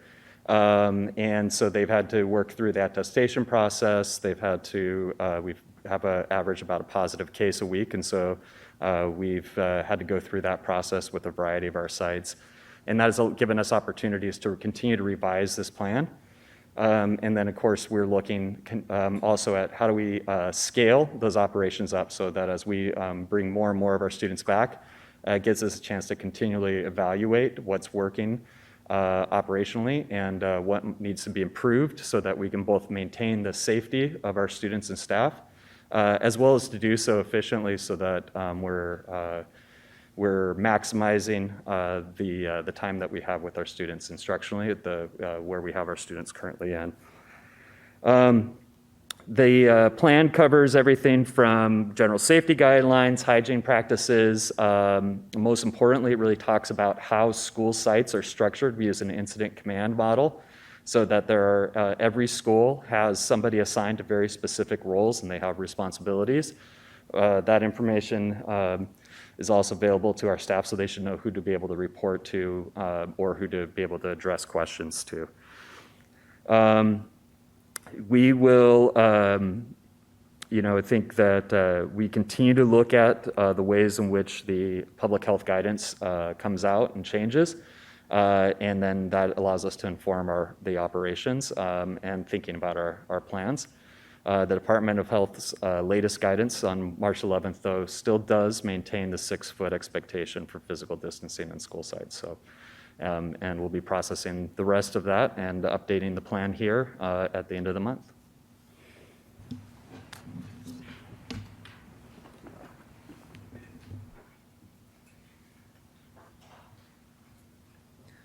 So as I mentioned, I think the first question was, are there plans? And I think we've heard our community members ask that. And so we've tried to share that, or at least a snapshot of that tonight.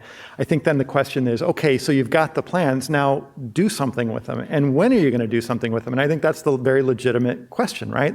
And so we want to talk now about how do we move forward. And again, governor or not, we are appreciative of the fact that we have some really firm dates. And like I said, we had already started planning even before the governor's announcement in light of the vaccination requirements.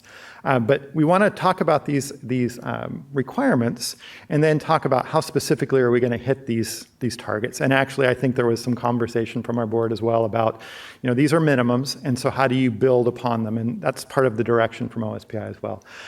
By the way, this was just released, I believe, today about 4 o'clock. And so there was a press conference last week, and then the governor worked on the proclamation over the weekend. And so this is the latest right out of the governor's office. And so I think we've all heard there was originally a K-6 requirement for districts that have a K-5. There's a target of a start by early April, and so we're hitting that target, and we're in a good place for that. There's more to come on that one, though, as well, I want to talk about in a second. In addition to that, we have a high school expectation, so secondary as well, so high school and middle school secondary by April 19th. And so that's an ambitious timeline. It's a little sooner than we were originally planning. As I said, we were planning on bringing students back this year, but this is going to push us in a good way. So the other question that's come up, and a number of people have referenced it, is that 30% requirement, and that's average weekly. So you can't say, well, we're going to average it over a month or we're going to do it by day. It's a weekly requirement based on the number of hours that you provided last year. So for us, that at the elementary level, it's about 4.25 hours. At the secondary level, it's about 4.5. That's the minimum if you were going to do a 2-day-a-week model. Okay, so we want to start with that. And I think, as you can see further down in the governor's proclamation, that's a starting point. That's not an end point. So there's direction in here as well to continue to work on increasing that to get to the maximum, not only space, but personnel opportunities that you have in a building. And so we want to continue to work towards that, but at least it sets some thresholds for us to work towards. And then finally, I think the other big part is that while we still have these safety requirements in place, even as they're being adjusted, a hybrid model for many districts will be the way. And as you look across not only Washington State, but across the country, that hybrid approach really is the way that districts are trying to keep social distancing intact. That's the way to schedule it. So these set the targets. As folks have said, they're minimum targets, and we're talking about how do we exceed them. So the plan to get us there, and we've broken this up into phases over between the beginning of last week and all the way through April 19th, is we think about how do we create readiness in our system, start initiating, so processing the governor's proclamation, things like that we'll talk through. Then what data and information do we need to make good decisions? We need to analyze that data, get things developed pretty quickly, and then get that initial implementation going. So those are all our kind of big phases as we think about how do we get to that 19th as a target starting point. So last week, as I mentioned, we were working with LWEA, and this again was even before the governor's announcement. We were talking about how are we going to get kids back this spring.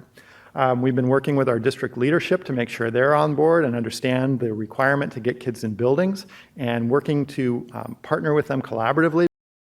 Leaders really are going to be, and we've seen this in our elementary and preschool, what makes this all work.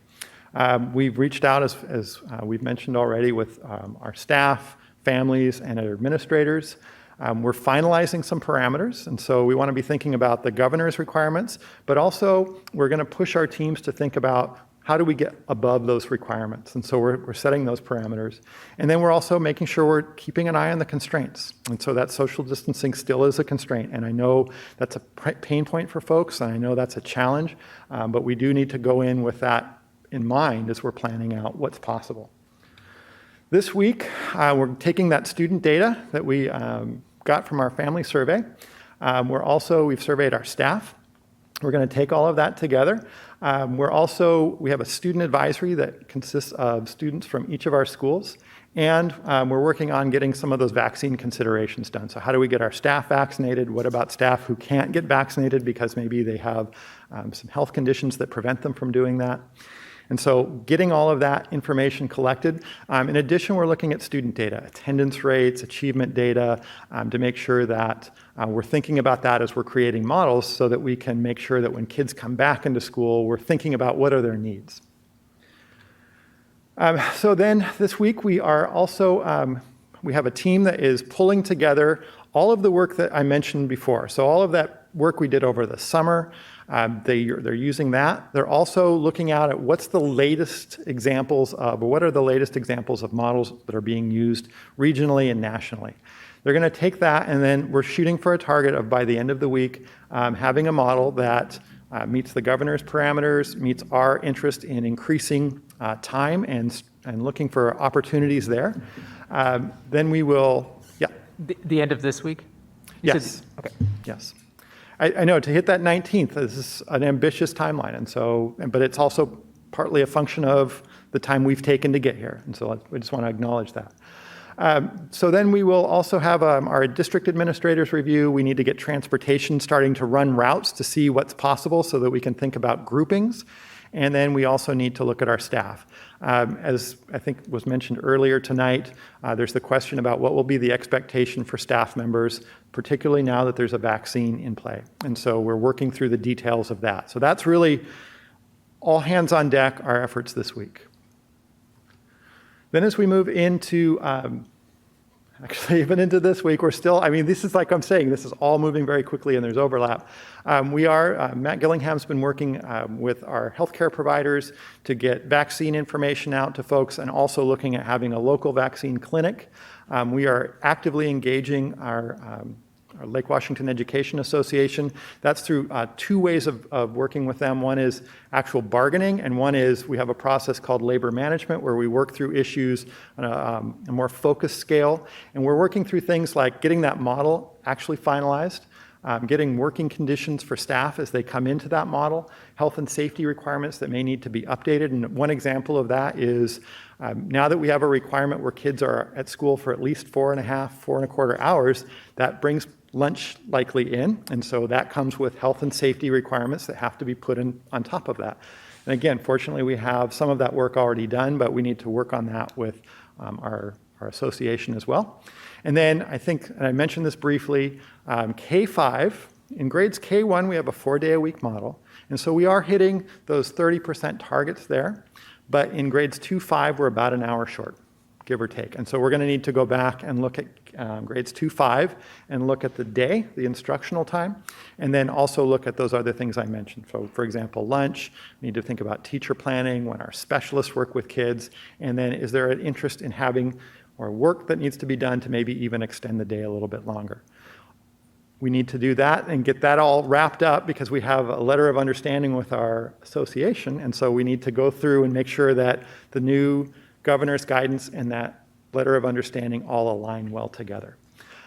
Then once we get all that work done, we'll announce models. We'll get teachers assigned and get schedules out to families. We're working on making sure all kids have technology, particularly if they're going to be using technology in the classroom and at home. Get our our transportations routed, and then we also need to be thinking, as I mentioned, about nutrition services. So again, lots of work and lots of people that are going into high gear, but it's not from scratch. It's built on work that we've done over the summer, and then it's improving given the new conditions that we're in.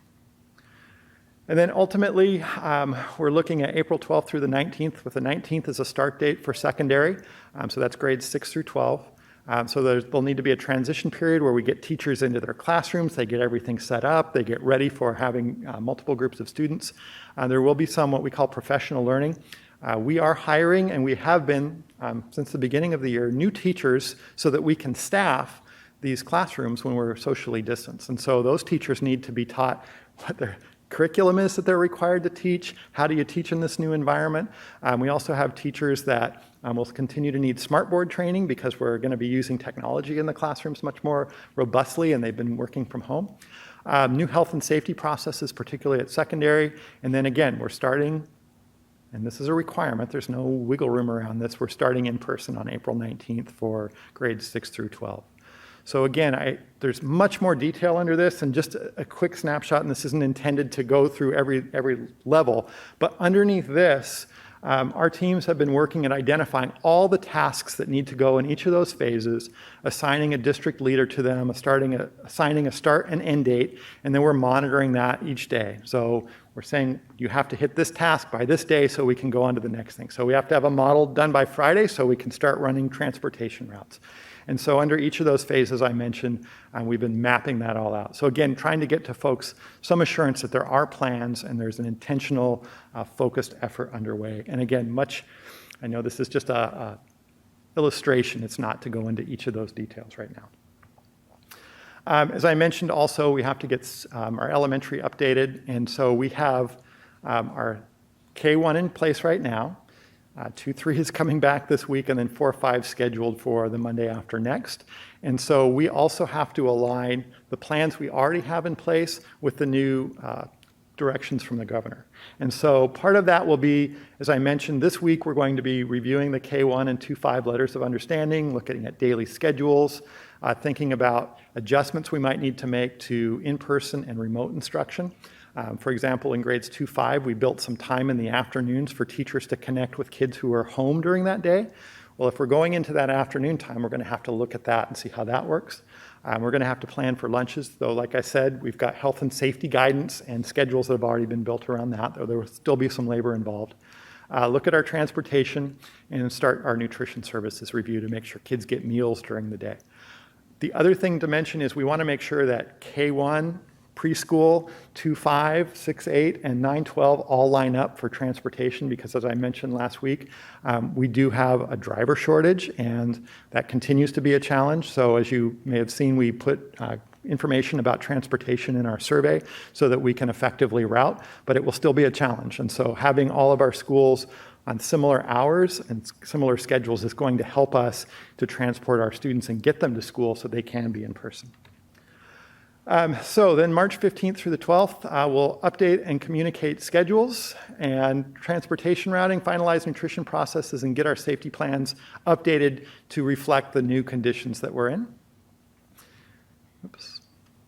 And then finally, we'll need to make sure that folks know where the bus is to pick up their kids, particularly if the times are changing.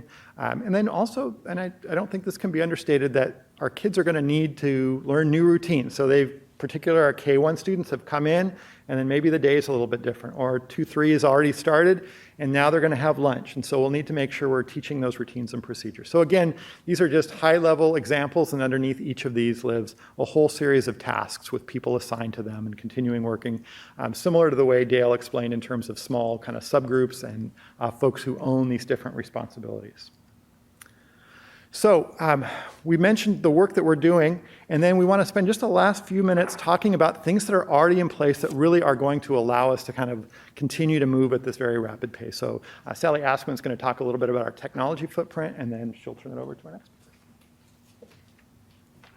Thanks, Mike. So in March of last year, we realized we were several thousand laptops short of providing all of our kids an opportunity to connect with their education when we went into closure. So the first thing we did was we scrambled, and we were able to increase our fleet of student laptops from 17,000 laptops to 31,000 laptops. We also at the same time acquired hotspots for all of our families who reported they didn't have home internet. We continue to implement and support those and monitor those. And we also signed up for a state-sponsored program where families can also qualify for additional hotspots there. So we have about 700 families covered through those two programs. We also implemented our CTE, Career Technology Education kids, were displaced from their physical labs where high processing applications could be utilized and they could perform their experiments and their work when they went to the remote environment. So we partnered with Microsoft, and we developed a pilot of Windows Virtual Desktop, and we do have 2 classes going right now where kids are able to publish their work virtually in the virtual desktop environment. We're looking towards that as an opportunity to grow over time, even when we all return in person. And then we've also expanded and improved our parent and student technology support, email and voice calls 24/7, 7 days a week. And in monitoring, we're receiving about 350 requests a week, and we're able to respond to those very quickly. Many of those are in the high time during the day, and then we receive a lot of email requests in the evening through the midnight hours. So we're able to respond to those without disrupting the operations of the district as well. And then lastly, I wanted to mention that we're working with Matt Gillingham's team and with Microsoft in the Return to School application. And it's an app that we are one of 4 districts that Microsoft's working directly with that automates and record keeps processes like attestation, case management that we know we're going to need for a long time. So that's some of our future work. We'll be piloting that this year, actually within the next week or so.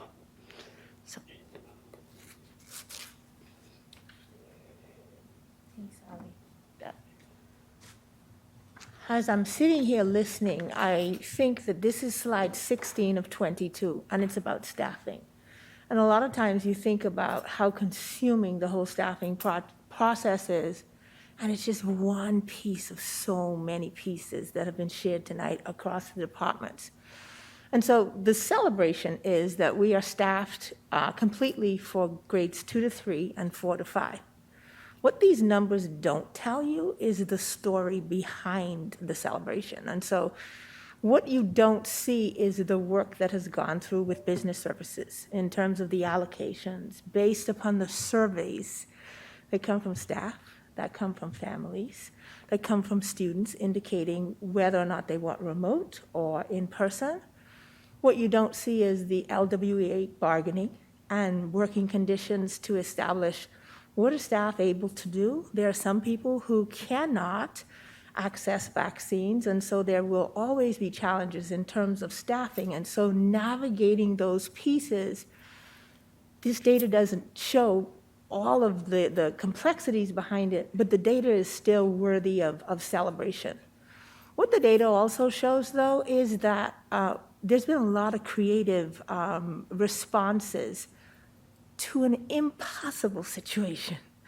And so we have been able to be very creative in recruiting, connecting with some of the workforce stations.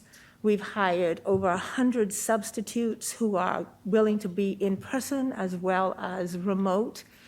And we have been intentional to try and engage with personnel who have been involved with us before. And the rationale behind that is that the processes that we needed to go through with hiring were considerably shortened. And so we are fully staffed for 2 to 3. We were able to lean into our substitute pool, worked with our instructional assistants who were qualified to get sub-licenses and work in classrooms as teachers. We've also done a lot of work with our student teacher pool, and that's really something that I think we will continue to develop because they're our first line of recruitment.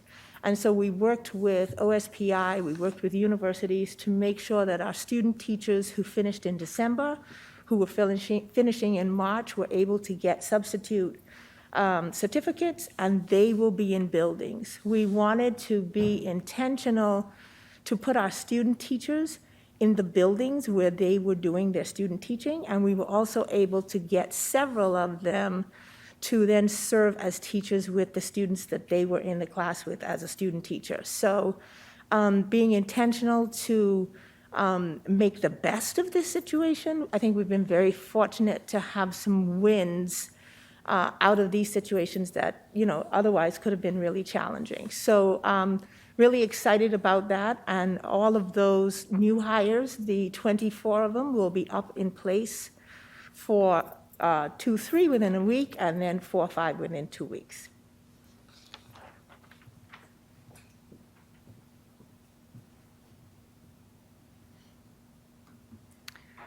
All right, and I've got a couple slides, and one of the things that my team gets to do is track all the spending that has been going on since last year. And so this slide, and the corner is, well, no, you can see the grand total, but this slide goes through all the costs that we've had to incur to get us ready since last March for preparing for remote learning and preparing to reopen schools. So we've spent about $500,000 on all the cleaning that's required, buying disinfectant, buying sanitizer, thermometers. We've supported additional curriculum and training, over $600,000. Additional things that are needed in our facilities to support signage and distancing and plexiglass, the PPE, the masks, the gloves, the disposable gowns, again, over $500,000. The majority of our costs that we have needed to spend, as Sally mentioned, is technology. So we spent over $5.6 million acquiring additional laptops. Some of that we were able to pay for out of our capital technology levy. We've had to provide additional hotspots for families in need. And then our staffing and other, and the slide kind of, you can see the subtotal of $4.7 million.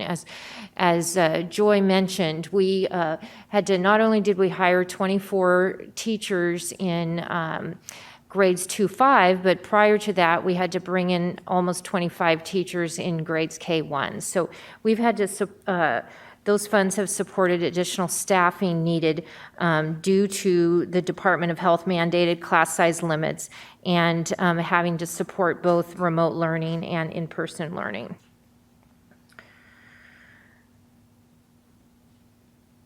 So this slide, Barbara? You can actually minimize Teams so they can fully see the slide. Oh, I will do that right now. Thank you.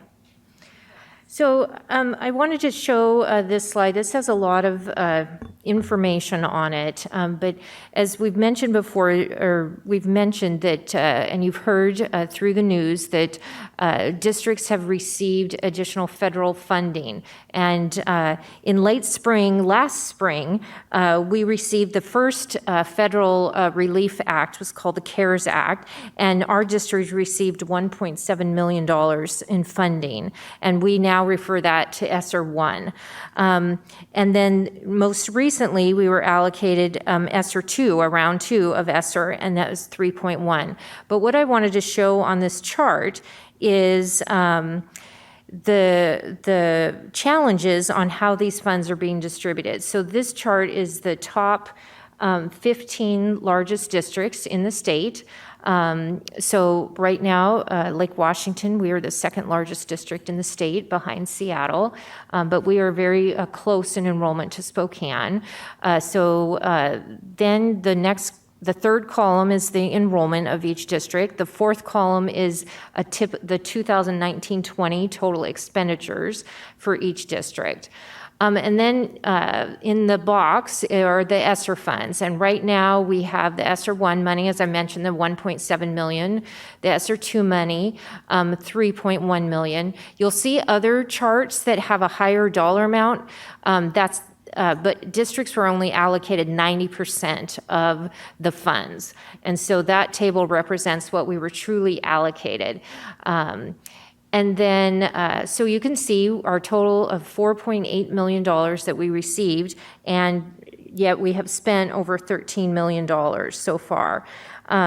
So if you compare our total of $4.7 million for the second largest school district in the state to Spokane's, that is a similar enrollment, Spokane is receiving $40 million in ESSER funds.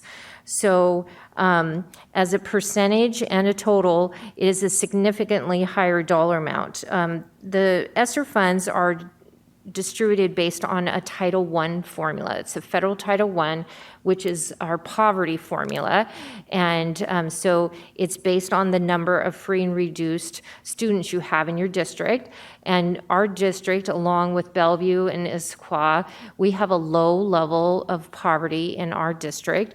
And so therefore, we're receiving the least, a lower amount of money. So you can see out of the 15 largest districts, we're ranked 13 seeing in how much we're receiving in ESSER funds, even though we're the second largest in the state. So it's important.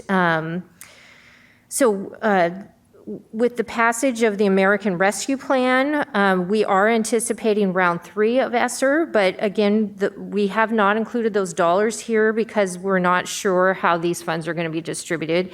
And it's important for us to continue advocating for states to be able to determine how to best allocate these funds to schools and to advocate at our legislative level to provide stabilization funds for districts for both enrollment and transportation, because our revenues have declined for that as well. And these funds for our district aren't coming close to making up those losses. So again, it's a lot of information, but I wanted to share that information with you tonight. So the last thing I'll be talking about is, as Dr. Holman mentioned, the classroom layouts and the 6-foot distancing and kind of what we've been doing as far as that work. And I just dropped my glasses, so I need to be able to read hold on. Okay, so we have, during the summer when we started thinking about coming back to school and given the 6-foot distancing requirements, it was important to understand how many students we could fit into each classroom given those requirements. And so the factors that we had to consider was the type of furniture in our schools. So focusing on our elementary schools, we allow our elementary schools to have different options of furniture. Some have desks, depending on the grade level. Some use rectangular tables, some use trapezoid tables, and that allows them to have flexible seating arrangements and grouping options. And so some of the factors we have to consider when looking at how many desks you can fit in a classroom are the type of tables that you have. So the chart on the right shows that, in a standard layout, whether you have desks, tables, or trapezoids, you can typically fit 30 students in a classroom. With 6-foot distancing, with those types of furniture, you can fit about 15 to 16 students in each classroom. And then with 3-foot distancing, if you have desks and trapezoids, you can set them up and fit 30 students in each classroom. But if you have rectangular tables, you may be limited to 20. So again, the types of furniture and what we're going to be looking at, depending on what the distancing requirements is do we need to, provide different types of furniture for our classrooms. So when we knew the dates that we were coming back at elementary, we assigned a project, and months before that, we assigned a project manager to each elementary school. Our facilities department assigned, that came from our custodial staff. These weren't new people that we hired. That was our custodial staff, our capital projects manager. We assigned each school a project manager, and they worked with the principal and the custodians to redo the classroom layouts to provide for the appropriate physical distancing. We have over 700 elementary classrooms in our district and over 100 portables in our district. So it's not a simple feat to go through all of the classrooms. Now, not every classroom, because many of our student families chose to continue remote, not every classroom is being used for in-person learning, so we were able to move furniture from classrooms that weren't being used into those classrooms. So at our secondary schools, we need to be doing the same, we're going to be doing the same thing. We're going to be assigning a project manager to each building and then working with the administration and custodian to set up the classroom. We anticipate that we'll most likely be leaving the desks in the classroom, but just assigning either dots on the desk or tents about every other, using certain desks to keep physically distanced.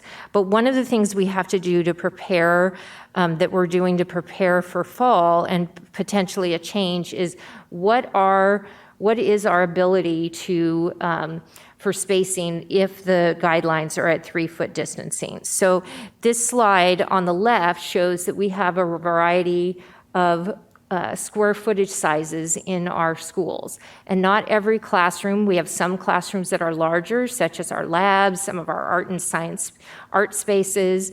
And then some classrooms we have at Evergreen and Kamaikan, our two older buildings, we have smaller classrooms in the 600 square feet range. So we know that one of the next things we're going to need to do, we have some samples where we looked at, both Kamaikan and Juanita at the bottom there, you can see with 3 feet distancing, with a almost 900 square foot classroom, we can fit 30 desks in those classrooms. But one of the things we're going to have to do is look at, so in order to prepare for fall, we're going to be doing a more thorough space audit, looking at all the spaces and determining, do we have classrooms that are, smaller, and what are the considerations with the spacing requirements, the classroom size, the types of spaces and use, science labs, et cetera. And we have over 600 classrooms at our secondary and over 50 portables at our secondary schools. So we will be working on getting that audit, and which will help inform our instructional decisions and plan for how we're going to address those issues in the fall. And this last slide just kind of shows a diagram. So those are the things that we've been working on to diagram classroom spaces and how we can make the desks fit in those spaces. Okay. Barbara, did you have a Yeah. timeline on when that audit would be completed for the So we're secondaries? hoping to get that done in April. Thank you. So we'll get some specific dates. Yeah. And when we think about planning for the 21-22 school year, we're truly going to approach it similarly to how we conducted the Return to School Task Force. It's about identifying the right teams to be working on substantial topics so that we can move work forward in a timely manner, communicate that with our families, our students, our staff, so that everyone has information so that they can do their planning. We know the earlier that families and staff have information about the 21-22 school year, the easier and better it is for them to be able to make their plans.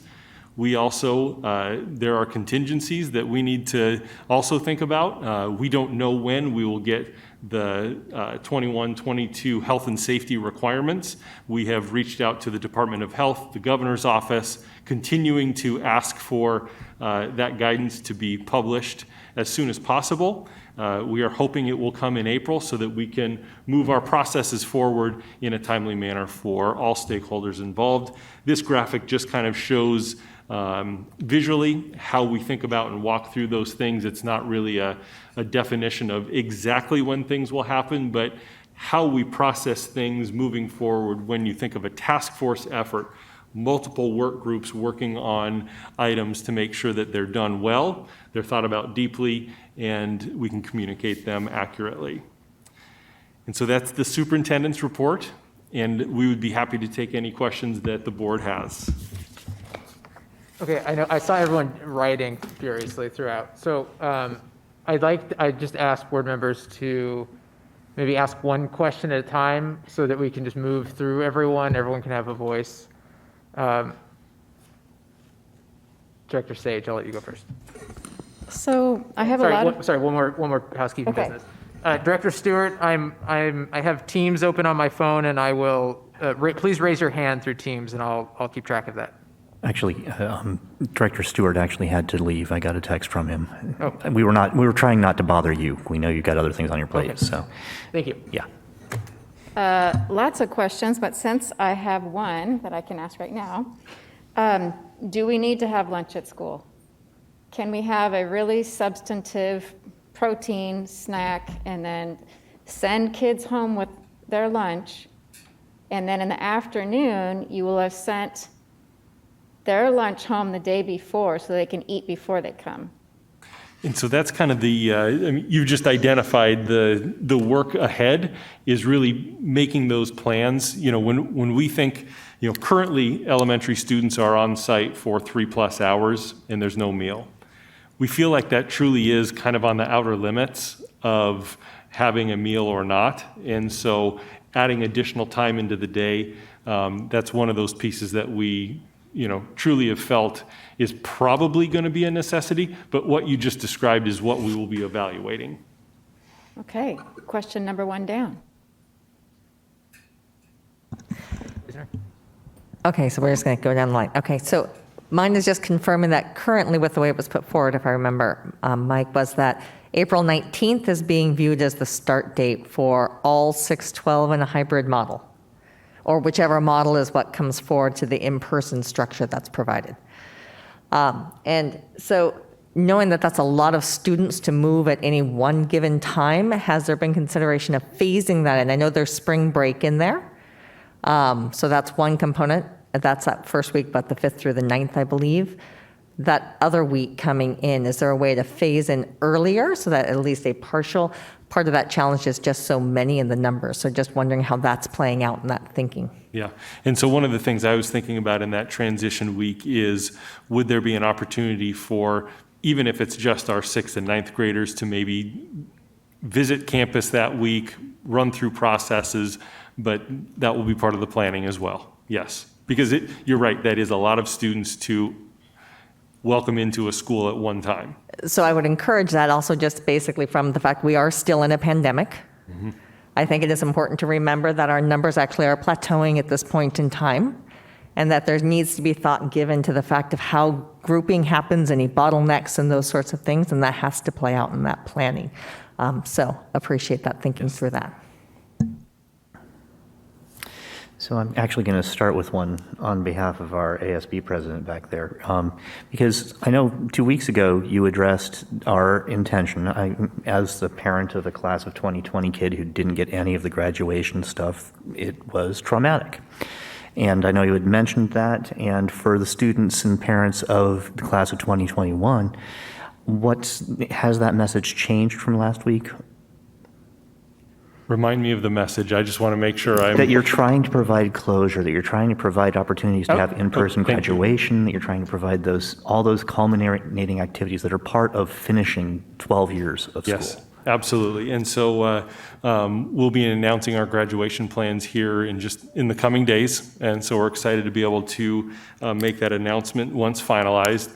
And now that seniors will be back on campus, thinking about how we do those and do those well. We think we can do those safely.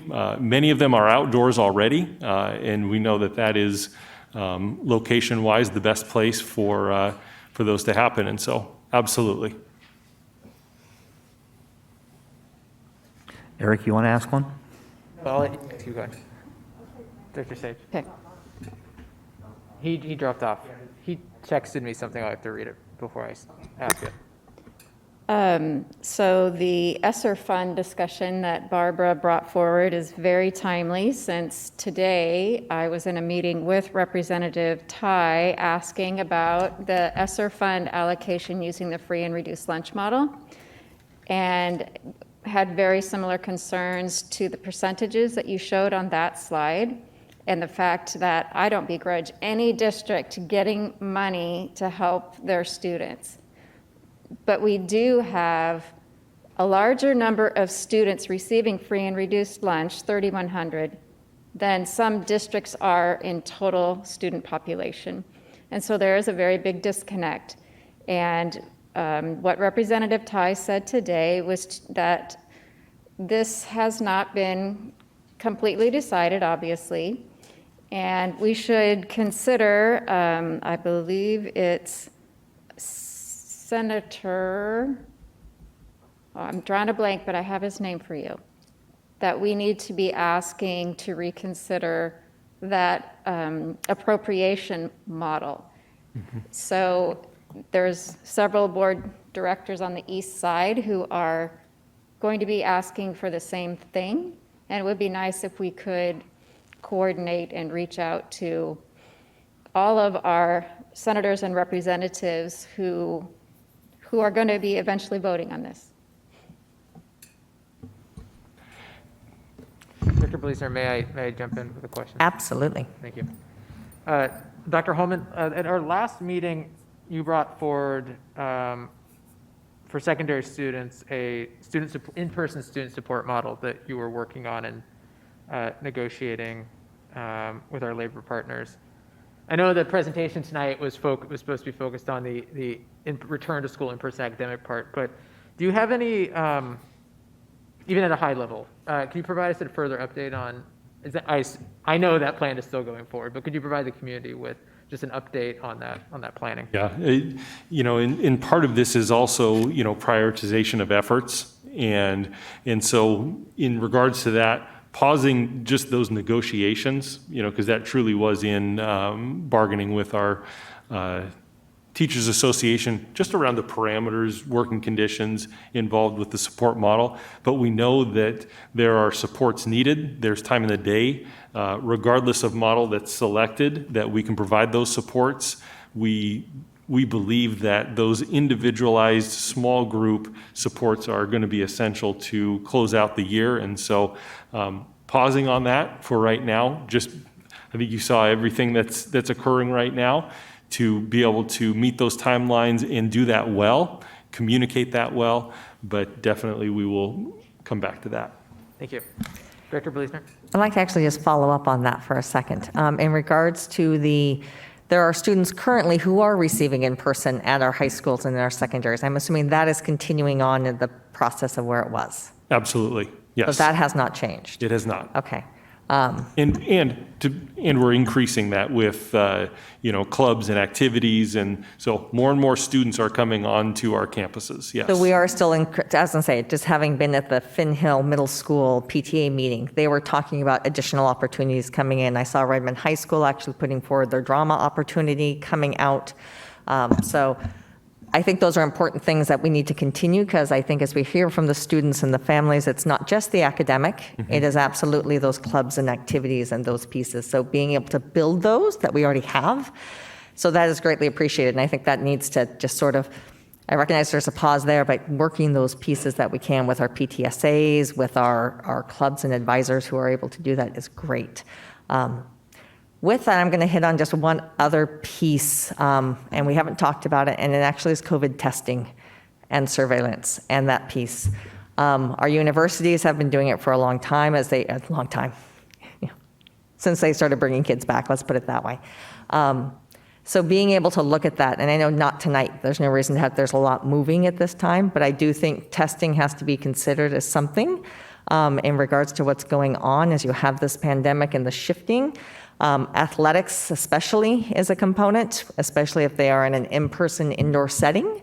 And there are places, so being able to be up to date with where that data is at and providing that opportunity, I think is just one more level of mitigation. As you look at a 6 foot or 3 foot, potentially is there mitigation capacity through surveillance testing of some kind? I know most of the research is saying it's not quite worth it for the rate in which we're going. I understand that piece. At the same time, we have different variants that are playing in our community, and so I think there's something to think about that as we move forward. And so as we bring more back, as we open restaurants and different things in our environment, so there's lots of components shifting. So I think we need to be looking at all those options. So I'm going to toss that one out. No response needed, just wanted to make sure it was on the table. So I'm going to go wonk on the epidemiology of this as an epidemiologist.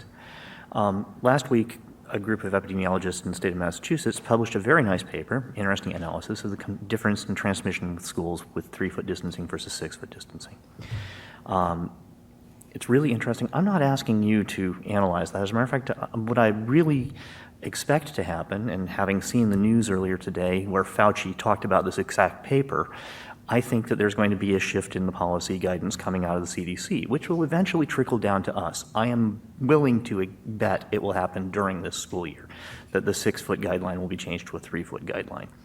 Should that happen, this is where I know we're starting negotiations, and trying to set policy in constantly shifting assumptions is excruciating. I recognize that. But is it at all possible for our negotiations to include a conditional that if this parameter changes, here are the things that would change for our students? As an example, right now, 6 foot distancing, we can't have both halves of the A-B hybrid in class. If it was 3-foot distancing, we could bring our second and third graders and our fourth and fifth graders back 4 days a week. Until that changes, it's inappropriate for us to do that. We are not a public health agency.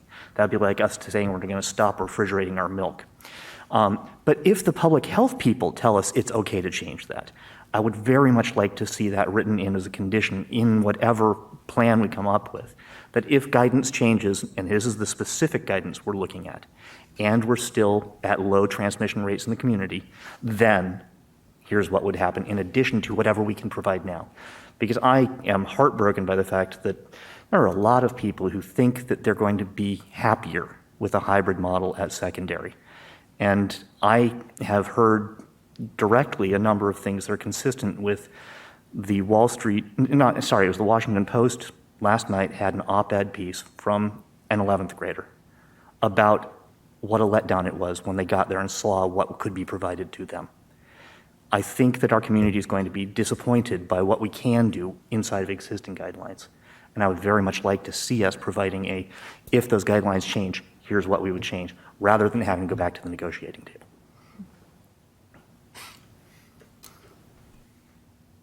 Okay. We sent the survey out, well, families were invited to take a survey for secondary students. That ends tomorrow or tonight, I can't quite recall. Tomorrow. One piece that I know families are struggling with is they're making decisions with incomplete information. The biggest piece is, and I say this recognizing that we can't give them a lot of this information they want and need right now. But the big piece is, will I have my teachers? When in the process do we think we will be able to communicate to students what their classes will look like and what teachers they will have? Mike, do you feel comfortable? Yeah. Yeah.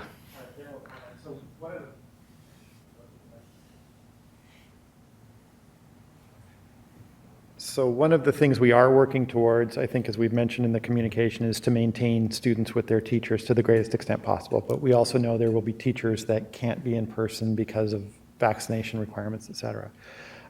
Given that we have a model this week, then our most ambitious timing would be to announce the model the following week so that people would kind of know what's coming. But then we would have to start, and we have to check staff to see who can fit in that model. So then it would potentially be either the week later or 2 weeks out before we could actually start saying, okay, we've populated you into your classes, here's your teacher. We have to be careful, though, is that we want to make sure we can actually ensure that that kid has that class, and we worked out all the details, and the person that maybe thought they couldn't come in actually does. So there's just a little bit of wiggle room.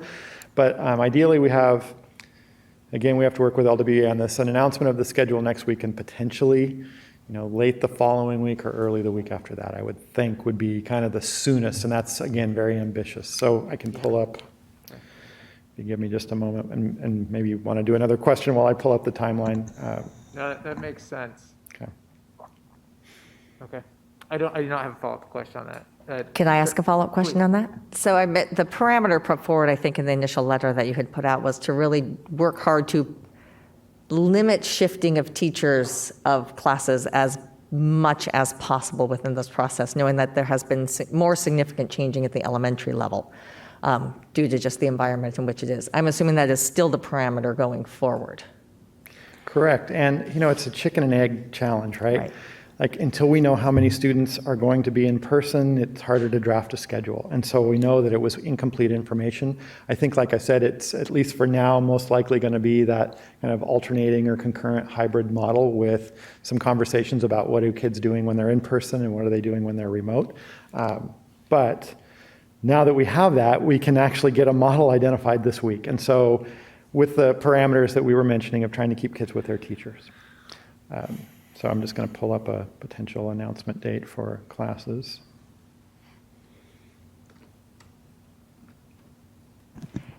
That is not an easy task. So we're shooting, again, ballpark. What we have right now is we're holding the 12th, so it would be the latest, so that would be the week before students return. Just looking at, again, so I was giving maybe more ambitious, but now that I look at, this is why we have a calendar, just looking at all the dependencies that have to take place, making sure we have staff, making sure that the schedules can be run, all of that work. And we also know we have kids who are remaining remote, so we have to make sure that they're addressed as well. Okay, thank you. Could you say that date one more time? Because I'm not sure I heard. Yeah, and again, this is where we are right now. Obviously, this might change depending on how quickly we move things around. So we're shooting for right now the February 12th. I think you No, I'm misspoke. sorry, February. Yeah, this is like 9 o'clock on I got yeah, you, the for first a day of the long day. week. So I'm sorry, it's April 12th. Thank Boy, you. yeah, that's one I'll have to remember for a while. Director So Sage? yeah, April 12th. Just one other thing, sort of related. We know, obviously, we will know tomorrow, after all the secondary surveys are in, we will know who is choosing remote. But I want to make sure that we understand if there's concerns about coming back to the classroom for whatever reason, I want to make sure we understand. If it's a cultural reason, if there's any concern over bullying, it would be very helpful to know if this was the reason that people chose remote. And I know that's probably another survey, but I think we're missing that piece. And I would encourage us to tell students and families as soon as possible any information you have, feel that it's not going to change. Yeah, so two things. There's also another tier of outreach. So, we've asked families to submit by this date, but then there's connection to families that haven't responded. So similar to what we did in elementary, schools call, ask, and so that's an opportunity to find out what's going on and get kids back in. But what I'm hearing is you're also saying there's another tier of, and it might be even kids who are coming back, just kind of what are your needs as you're coming back? What are concerns? What are things that maybe are keeping you out? Or even if you're coming in, what are your concerns? We have to also map that into approximately 15,000 students. And so there probably needs to be some prioritization in that. And so we'll record that as a task. Sure. I've heard students talk about reentry anxiety, and I've also heard students of color speak about, comfort level or lack thereof. So I just want to make sure we understand some of the reasons behind the model that was chosen by. Yeah.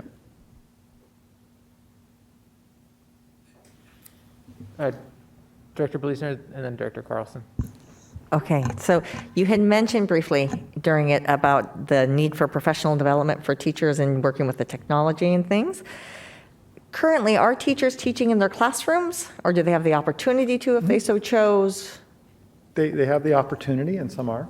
Okay, so is there any way in which to start building that professional development in now for those things that they need to be doing? So just a curiosity of how do you start layering this, knowing it's coming, and also knowing that a remote learning, you'll have to be able to switch on a dime in this as well, right? A hybrid model is going to have the capacity of a classroom to go completely remote if there is an issue of an outbreak of any kind in which to do so. So is there a way to jumpstart that process as just a professional development skills? Yes, so a couple things. Emily Young, our Director of Professional Learning, has already been on this even before we announced. So she's already developed, in fact, they've already released a whole series of synchronous and asynchronous professional learning opportunities. So people can just start getting in now. You have to remember everybody's at a different stage of readiness, and some people are still working harder than they've ever worked in their lives. So their ability to say, I'm going to go to a 4-hour training is something you have to consider. As soon as we have the model, she's saying, tell me as soon as you have it, because then I'm going to go into high gear and start building out the training and resources that teachers will need to be successful. And remember, we learned this, and this is, I said earlier, some of the things we've learned, we have actually done some really good things. One of the things we learned is when you do these stages, the stage-based approach, you learn from the groups that came before you.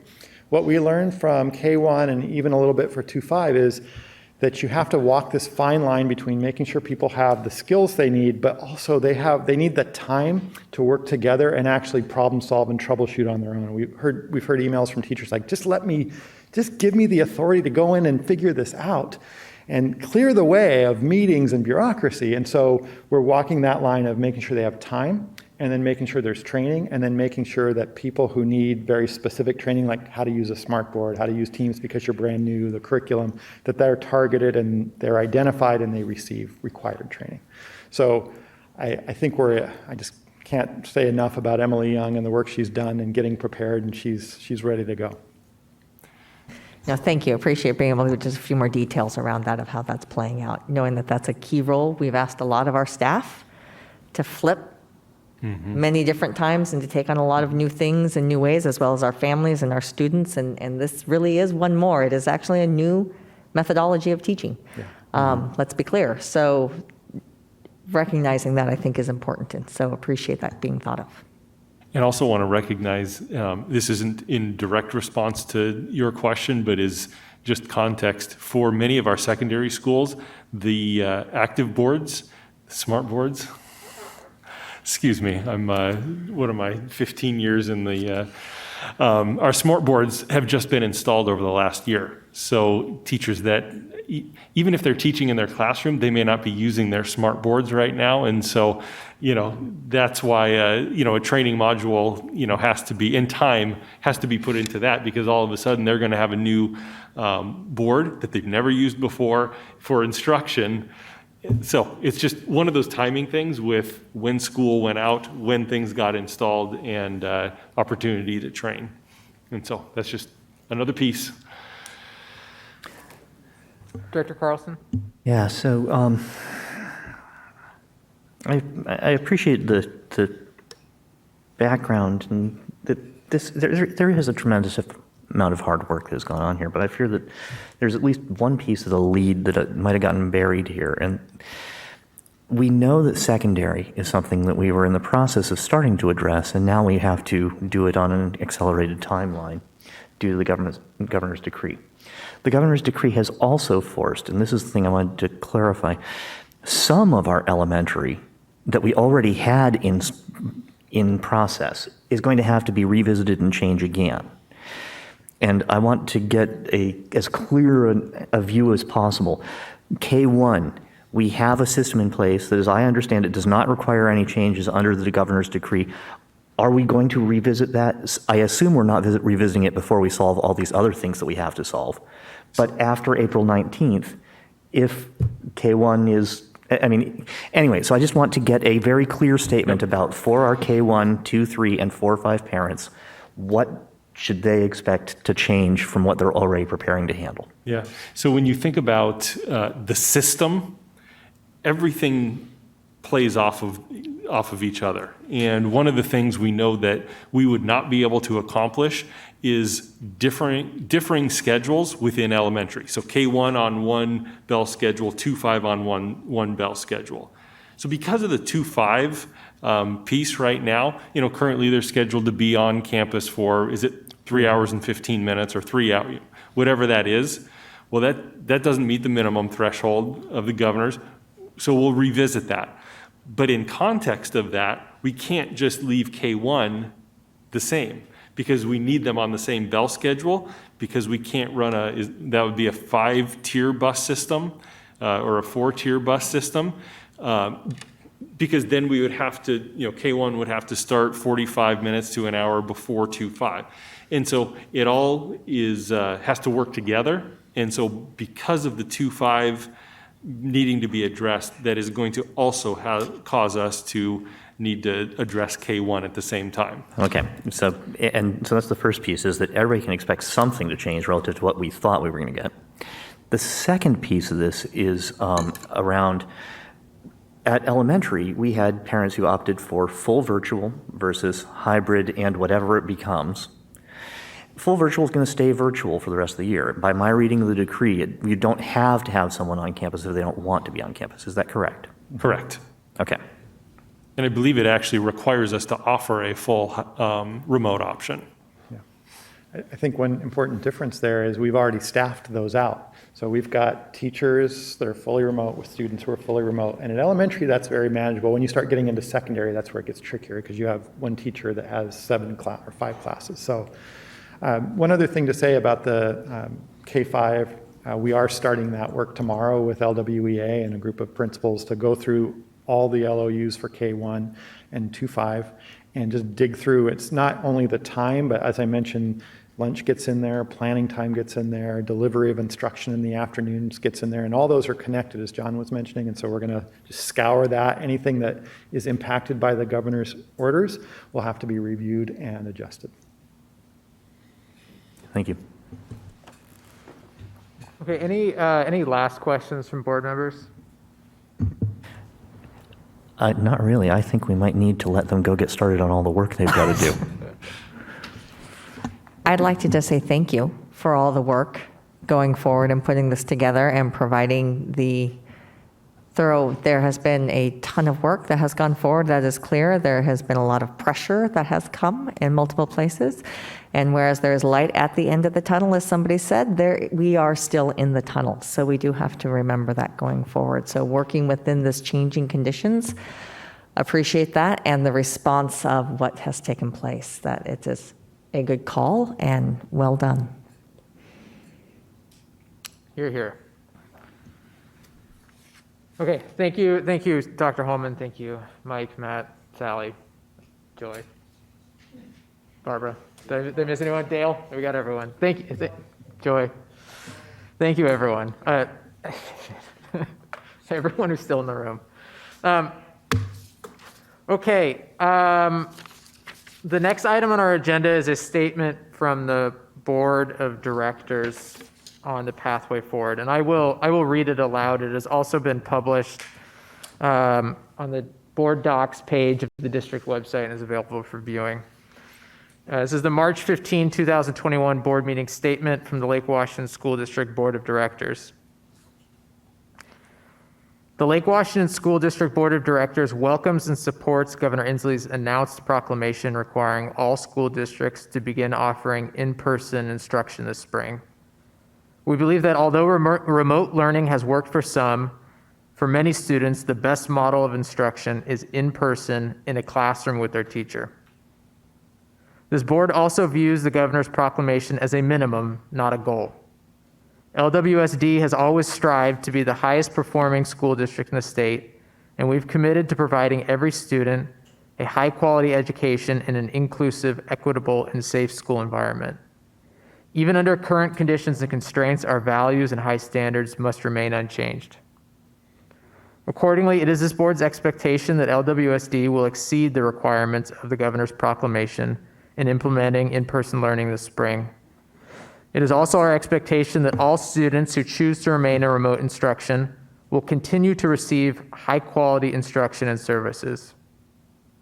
Finally, it is our expectation that if health and safety guidelines allow, all students in all grades will have the option for full-time in-person learning next fall. As a board, we commit to doing everything we can to ensure this will happen. As parents ourselves, we know that the past year has presented unique challenges for every family.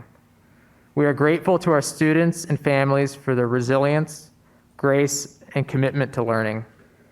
We know that it hasn't been easy. We are also grateful for our teachers and staff who have continuously adapted during the past year and who have been unwavering in their commitment to our students. We know that a successful and safe transition back into classrooms requires partnership with our teachers and staff. And consistent with our shared values, we expect that the district and our labor partners will swiftly negotiate an in-person learning model in good faith and with a focus on what is best for our students. So that is the statement of this board from this meeting. The next item on our agenda is the non-consent, is an equity update on the non-consent agenda. It is 9:30 though, we've been going for 2.5 hours, so we will take a brief recess for 5 minutes for a 5-minute bio break, and we will return at 9:35. Okay, welcome back. The next item on our agenda and the first item on the non-consent agenda is an equity update. Dr. Holman, will you get us started? Absolutely. I want to welcome Director Gloria Henderson here tonight. She came prepared to just share an update around the work in her department and really how the work in her department truly intersects with all of the work we do in the district. She has some great slides to share with you about some of the work they're doing with students, families and staff tonight. And so with that, I'll hand it over to Gloria.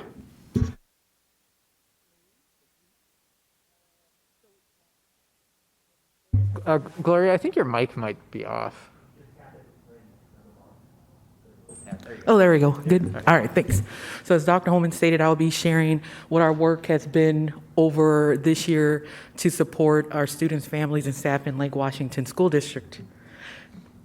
And so I wanted to ground us in the AWSP framework, which is the accountability and coaching framework for our administrators. And our administrators really drive the work of the district. And so when I think about AWSP's definition of equity, it really is around reducing and eliminating disparities that occur within with our students and within society. And so something that you'll see throughout this presentation tonight is the idea of racial literacy, which is really around our leaders being racially literate, which means that they are continuously honing their abilities to identify structural and systemic racism and to act to change the status quo. And that's the work of equity, is to, in order to get to equality, that we are changing what the status quo looks like. So this is one of the foundations of our work for Lake Washington. And so the purpose of our work is to ensure that opportunity gaps for our students are closed or eliminated, to provide those equitable, inclusive environments. And with that, when we're able to do that work, we'll remove the predictability of success and failure, interrupt inequitable practices and biases within our classrooms and our environments to ensure that our students are able to choose their paths and trajectories instead of it being chosen by society or by predetermined factors. And so I want to ground us in equitable systems change framework. And this can be viewed as a continuum across from visualizing, normalizing, organizing, operationalizing. So when I think about the equity work, explicit equity work that began in Lake Washington, it was under Dr. Tracy Pierce in 2017.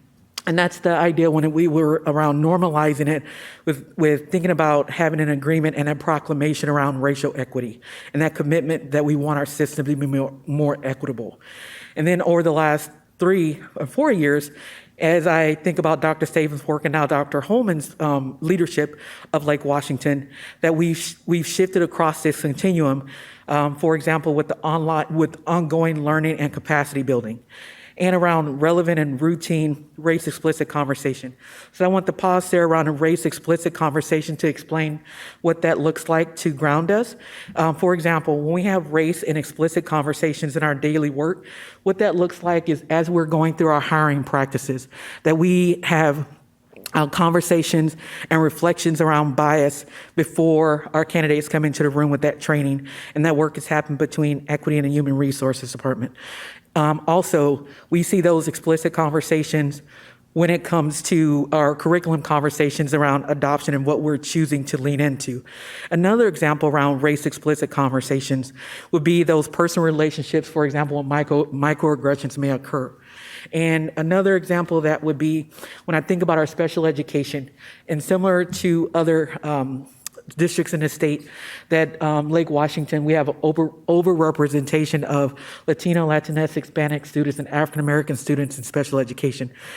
Part of that work, when you think about what is routine, is that we don't shy away from that as we lean into it to ensure that we normalize it so it's not a surprise that we're making changes. So I just wanted to give a couple examples of what that looks like, and that'll come up in this presentation.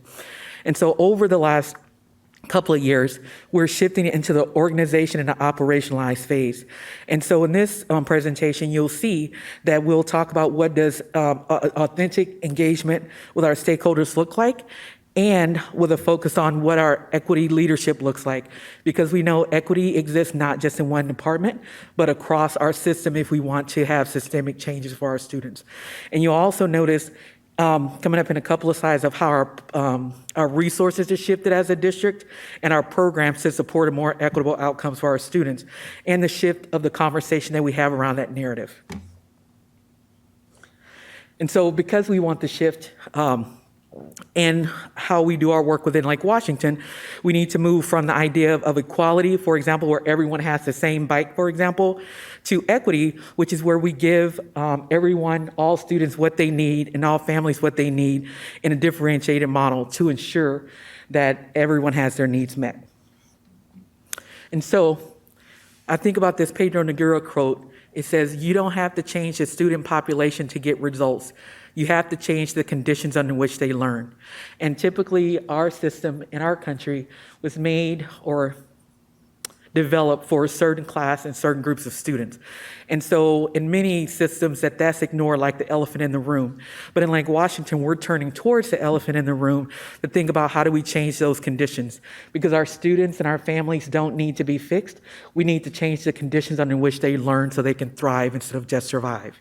So with that, you'll see here, this is our nested, culturally responsive org chart for our department. And about 2 years, 8 months ago is when I started in Lake Washington. And it was only me and about 9 programs that were put together to serve students. And I believe over the last 2.5 years that it's been a shift through organizational support, that it's more than about programs. It's around bringing different elements together to ensure equitable outcomes for our students. And so, for example, on the left-hand side, you'll see Catherine Cruz and Stephanie Jesus Mugley. They were hired on my second year here to focus on family engagement, community outreach and equity and student voice and professional learning, and support of our district and building equity teams from the district level. And then later on into that second year, at 2 of our Title I schools, Naima Webb and Beverly, were hired as engagement liaisons to support the specific needs that arise from Title I schools. And I'm proud to say that this school year, we hired 4 equity and family engagement facilitators in collaboration with the special education department. When we look at that disproportionality that occurred, some funding comes from that as well.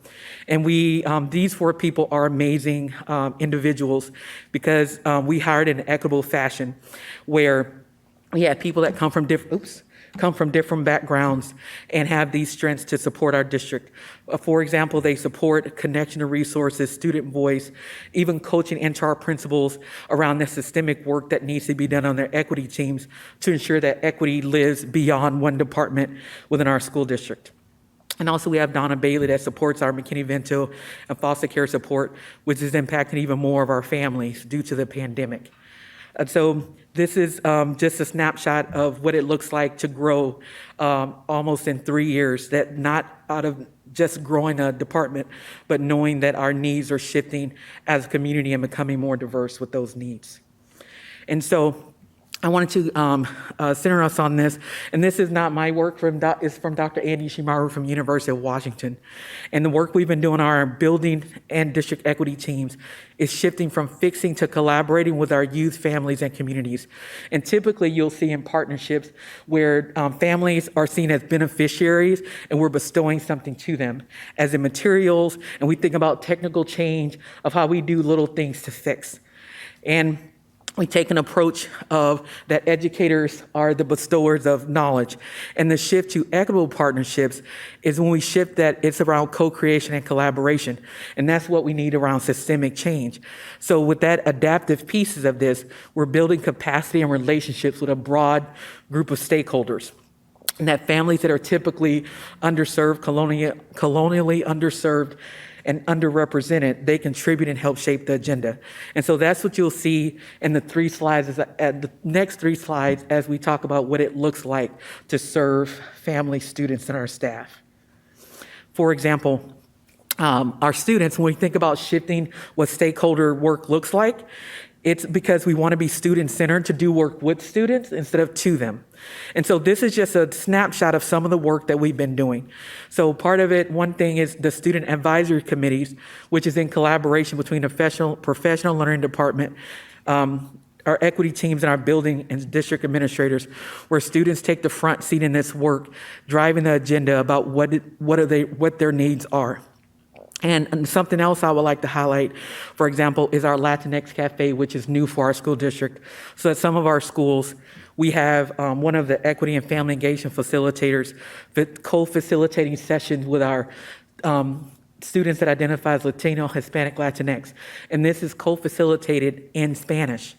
And students are taking that leadership role. And what I'm really proud of across the district is that we're starting our cross-level mentoring programs, which is culturally responsive to the work that we want to do.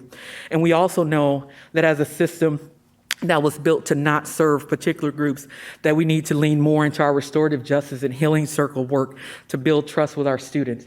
And our students are at the center of this work, which is especially important when we think about our policy work that's coming up.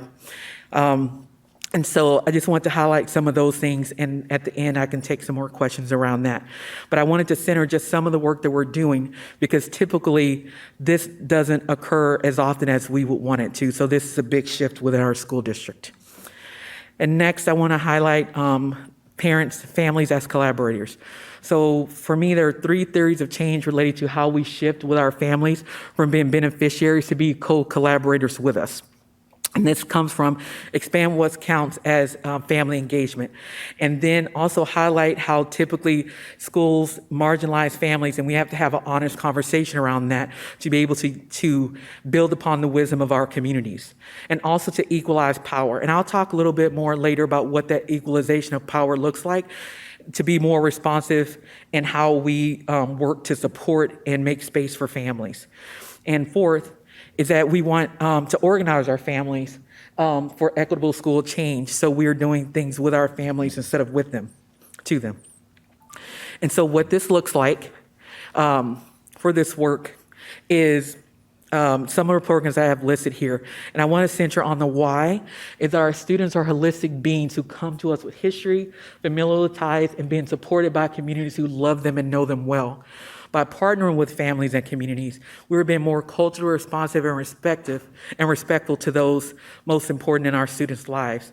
And this would seem like something that would be something that's quite common, but it's actually not, especially where places where a lot of wealth exists and some families are marginalized due to the historical nature of our system. So here you'll just a snapshot of some of the work. For example, when I think about the idea of co-collaborating, we have a Neighbors Helping Neighbors program where families came together to say they wanted to help each other. And that power of collectivism that is inherent in a lot of our communities came about where parents, families said, we want to do this for other groups of families. How do we do that work? Plus they have that wisdom there. So families were placed together and those connections were made. And we also think about that our families have many needs around food insecurity, for example. And one of the things I'm really proud of is our team has worked really hard to not only provide to collaborate with our transportation and food services and work along with the Pantry Packs program, but also work with multiple donors to provide gift cards for families, because there's a sense of pride inherent in that. And also when families get to purchase food that's more culturally responsive to what their needs are. And another thing I'm proud of, which is directly connected to our strategic plan, is our community partnerships. We have a variety of partnerships such as Padres Unidos and FABS, the Family Alliance of Black Student Excellence, and ELAP, for example, Eastside Legal Assistance. And those are just a handful of community partnerships, because this strengthens communities and their wisdom is brought into the room instead of us saying we know everything and we're bestowing something upon families. So I'm really excited about that. And more than anything else, I think about before I came on board, and I remember looking online for when I was applying for this position, and there was a district equity team, and they had some of the things on there, which included having families on there, building equity teams. And it took us a couple of years. We did work to set the groundwork for our schools, with working with our staff and our leaders. But this year, it started in February for some schools started earlier, that we now have families on our building equity teams. And then every month we'll have support engagement equity academies for our families. And I think that's what truly means to co-collaborate with families, where they have a voice in the room and their wisdom is there, and having people have a place at the table instead of always having to bring a knife and a fork, that we're providing that space for families. And so that's just, and something else that I'm really proud of is that we have a lot of families of color affinity groups across our district. Many are grassroots, and some are occurring within our schools. So that way, we have people that are coming together to make education a picture of what they expect for their students. And as I shift into what our staff work looks like, I want to center us on a cycle of cultural competency, which I call the cycle of cultural humility. And we lean into this as a school district, that we know that many of us have bachelor's degrees, master's degrees, and doctorates for some of us, but that doesn't mean that we know everything about everyone and about every subject. So we enter into it knowing that we have to gauge what our personal awareness is, what our knowledge, skills, and action and advocacy are for every situation and family and subject that we enter into. And so with this grounds our work as a district of learners, that we want that humility to be there so we can serve all students and families. And so with that, I want to show you a little bit of what we're doing with our staff and administrators, and for our work to be sustained and systemic and adaptive and beyond the technical piece. We need to have that heightened sense of deeper learning and have those culture responsive practices. So this year, for example, OSPI told districts that we must have 7 hours of training. They said these are the 3 topics, such as racial literacy, microaggressions, and stereotype threat, and culture responsive practices. So as a district, we built this out with the professional learning department across the year. And what I'm really proud of is last year that we had our first race and equity conference in the district, and it was a collaboration between professional learning teachers and classified staff to equalize what does it look like to provide a high quality conference and experience for our teachers. And also, as you can see, that we have our building equity teams work going, our district equity work, and what I think is really impactful to the systemic work is the LEADS training, our anti-racist leadership experiences for systemic change, which means the work that our building leaders are doing, that it's directly connected to the experiences in our building. So no matter if a leader shifts, that work remains and that work continues to go on in those buildings. And other things that we do across the year, coaching and consultation support, and sometimes financial support from the equity department. For example, our preschool, they wanted to do some extended learning around equity with a book study and staff hours. So I collaborated with the leader of the pre-K to have that going. And what I think is really important when I think about the questions that have come up from our community and also from the board in the past around administrators of color is that this year, more administrators of color were hired than anyone can remember, and that is because of the work of the human resources and the administrators in the equity department to be really strategic about that. And so with that, Dr. Holman and I and Johnny Fu collaborate of having an administrators of color group where it's an affinity, and then Dr. Holman's part of this as well. So there's a direct connection to our staff of color to know that we want to continue to grow them because diversity is our strength. So I'm honored that this is the work that we're doing that's reflective of what the community has asked of us.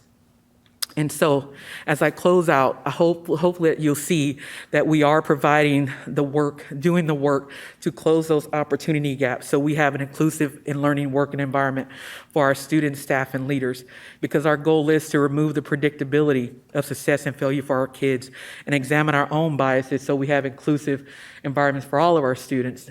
So our students are cultivating those unique gifts and choosing their paths. So as I close, I am with Toni Morrison, and she says, if you are free, you need to free somebody else. If you have some power, then your job is to empower somebody else. So when I think of that power, it means co-constructing. It means forming a coalition. It means shared responsibility, and it means having a place at the table.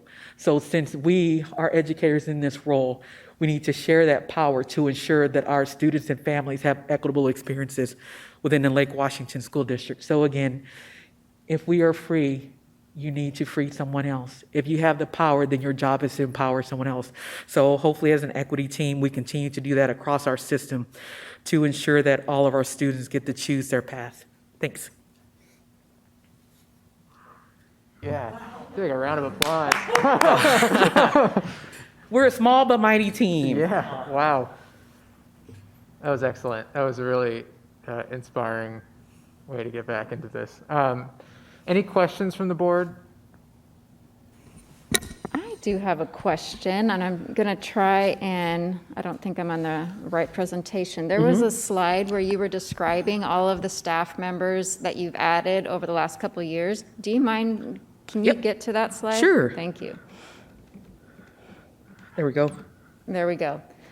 This is an amazing amount of people that are now on board to help the district advance our equity throughout the district, systemic equity. I'm curious about family engagement. Actually, I'm not curious about that piece. I'm curious about, is there somebody in a role here that a parent can reach out to directly? Yes. So you see we have Catherine Cruz, who is at the district level around family engagement and outreach. Then the Fort Taylor, Donna, Sergio, and Kelly. And so what was interesting about this year, and Matt made it happen, Matt Gillingham, typically some of our people in this role as classified staff and facilitators, they wouldn't necessarily have cell phones. And so what the difference was this year is that those 4 staff members and Catherine, they have district cell phones, and then they can, families within those schools, and then there's a process too to ensure that they're not getting 500 calls, but they do have those personal contacts for families, is that they can call families, email them, and also send text, and their phones are set up to where it will translate also. So if a family's primary language isn't English, that it will still translate back and forth to them. And also, we've done drop-in sessions with our administrators that if there are parents have concerns or needs, especially if it's not at the 2 Title I schools where there are facilitators directly, there are liaisons, that the counselors, the principals, that they work with the equity and family engagement facilitators. That way we're not taking the work out of the building. Sometimes we do have the home visits, and other times that we'll go and coach into the people on site. That way those stronger connections are made within the building, because we are a small team for a bigger district. So you want to ensure that we're supporting and at the same time coaching into the staff in the building for the systemic work to happen. Thank you. That was a very thorough answer. Is it sort of up to your building administrator to let parents know about this person that's kind of an outreach or a person that they can talk to, one of the people with the cell phones? So, and our counselors and building administrators, they have the contacts, and also once our team makes the initial contact with the family, and then that family continues to have that contact information. But the administrators, we did drop-in session to talk about the level of service that we provide, because sometimes it's something that we need to reply to directly, and other times sometimes it's offering that direct resource, and other times it may be to be on a guidance team to support that work, especially when we think about overrepresentation. So we have a process for how the facilitators are contacted, but we also know the level of service varies depending on the needs of the family to ensure that we're not taking those connections from the building, but we provide the level of service depending on the need. Thank you. Director Carlson? I'm blown away by the scope of this, and so I don't want to dismiss how much has been done, but I have a dumb question. And that is that we've got, for example, 2 Title I schools. Each school has a facilitator. But within the equity there, is there another dimension to this where it's just low-income family outreach groups as opposed to racial identity or immigrant or language, but literally just your low income? And that, for me, is a dimension of equity that still matters a lot. And I suspect that I just didn't catch the right bullet point. Oh, well, around how do we support families that are income insecure, for example. And with that, a big part of the work for the equity and family engagement facilitators and Catherine across the district is around providing resource links for families. For example, we had a family over the winter break that this person became homeless with with the child that was in her family. And so my team, we worked together with donors to get the family into a hotel and have them shift from the home where this person was evicted. Typically that wouldn't happen, but because of an order, the person was evicted. And so we got them into a hotel over the holiday break. And also was trying to find a place for their pets to be, and working with the family to connect to subsidized housing, which is typically not within our role, but we knew that was the case, and also work within our the supports that we have for McKinney and Vento. And so that's just one example. And also, like there's laundry services that families need, rent assistance. So a lot of the work, actually, I'll say probably more than 25%. Is related to people that are in housing insecure or food insecure areas, situation. And also like the pandemic debit card, we make sure to put the word out around that and connect families to those resources also. So we noticed that there is an uptick in that since the pandemic. Okay, thank you.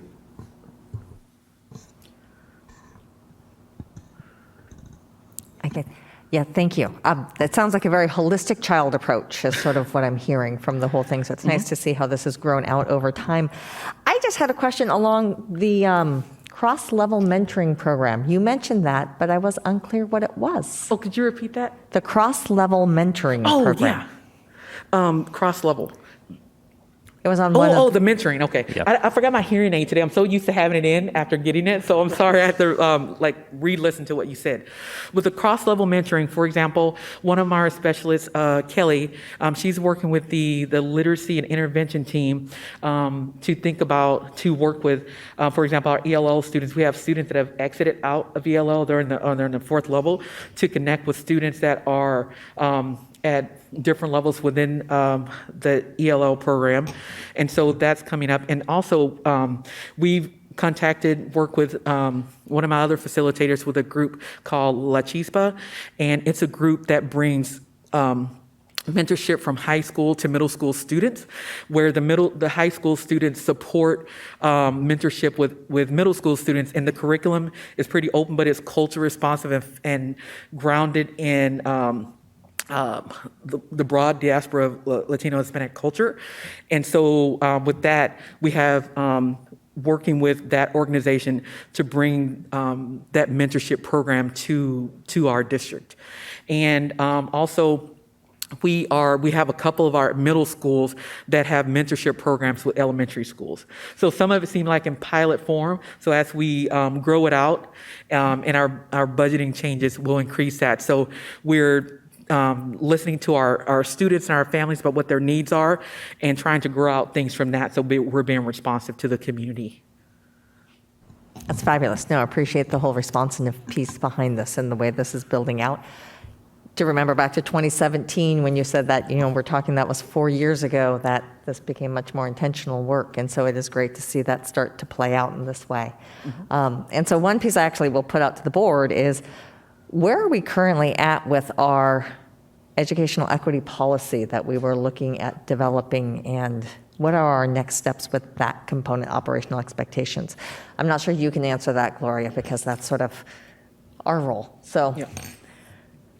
I just know a pandemic hit, and so we've been doing some work, but it's unclear to me what our next steps are. But I look at all of this and I just think through some of what do we need in regards to that policy and how we play that forward. And maybe we save this till we're done here, if we have any questions, but. I can quickly respond. Okay. So the extended study session was going to be the next step in our equity policy work, and so we'll need to get that piece rescheduled relatively soon, because it really is the board coming to some level of agreement around value statements, because then the board is going to be doing your next set of linkages with the community, and we'll figure out what that looks like and board role and things like that, but that is absolutely the next step in the process. So we'll get that on to back onto the work plan for an upcoming meeting. TBD. No, that's great. But soon. I agree with the sentiment of that is where our work needs to progress and continue. Because they work very well together. Well, and that's one of the challenges. Is if it's just the five of us, that's wonderful. The challenge is their time is a rate-limiting resource at the moment, which we canceled the extended work session to allow them the space to not prepare for something that didn't need to be done by the 19th of April. But hopefully we can get back on that. Yep. I don't have any questions. All right. Well, Thank you. thank you. Is what I want to say. It was really inspiring. That was incredibly impressive. That's all I want. I mean, phenomenal work by all and pulling that all together, and the clear visioning and process of pulling that through and really thinking about our community and our families and our students. Excellent. When you think about systemic change, it's exciting to see Gloria and her work, and I hope she feels the partnership here in the district in her leadership of this work, knowing that it truly is everyone's responsibility. You can see Gloria's department. She started, as she said, a department of one, and nothing's a light switch. Had she had 10 staff members on day one, I'm not sure it would look like this today. It's just kind of that constant growth over time. It's exciting to see. I wrote down a few words as she was speaking: persistence, resilience, and commitment. That's just kind of, the core of actually having a department that's focused in so many different ways of supporting our students, our families, and our organization. So greatly appreciate the work that Gloria and her team are doing. Okay, great. The next item on the agenda is Public and Community Affairs. Director Sage, do you have anything to report? I did. Let me see how many pages ago this was. Oh, wrong notepad.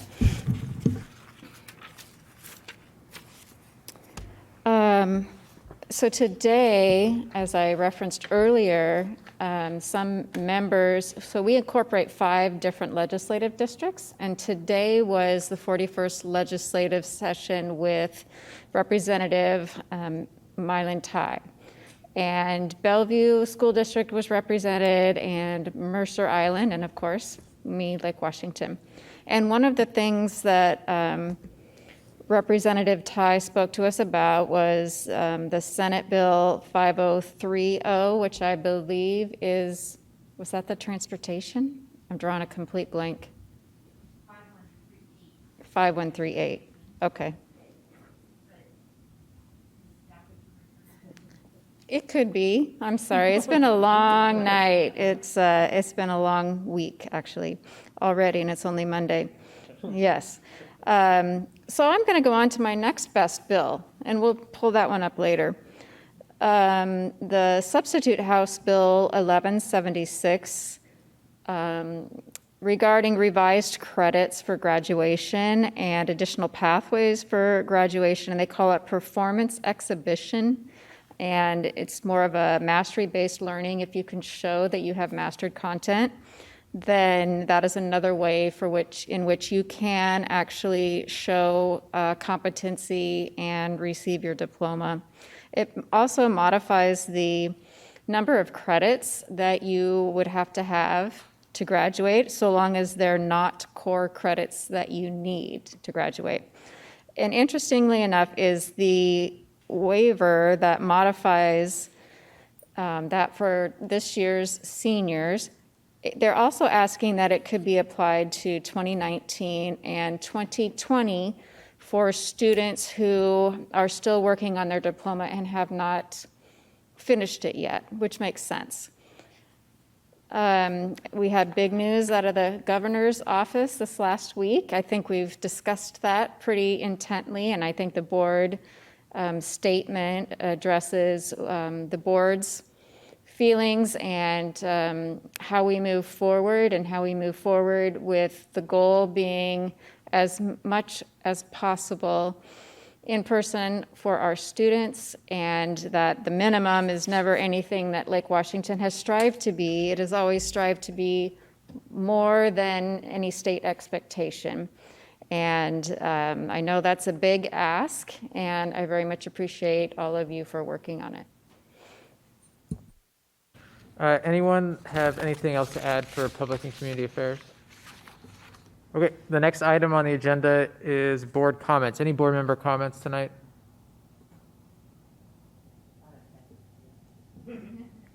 I have one, I'll be very brief. I want to thank everyone who's in the room right now, which is 1, 2, 3, 4, 5, 6, 7, 8, 9, 10 staff members.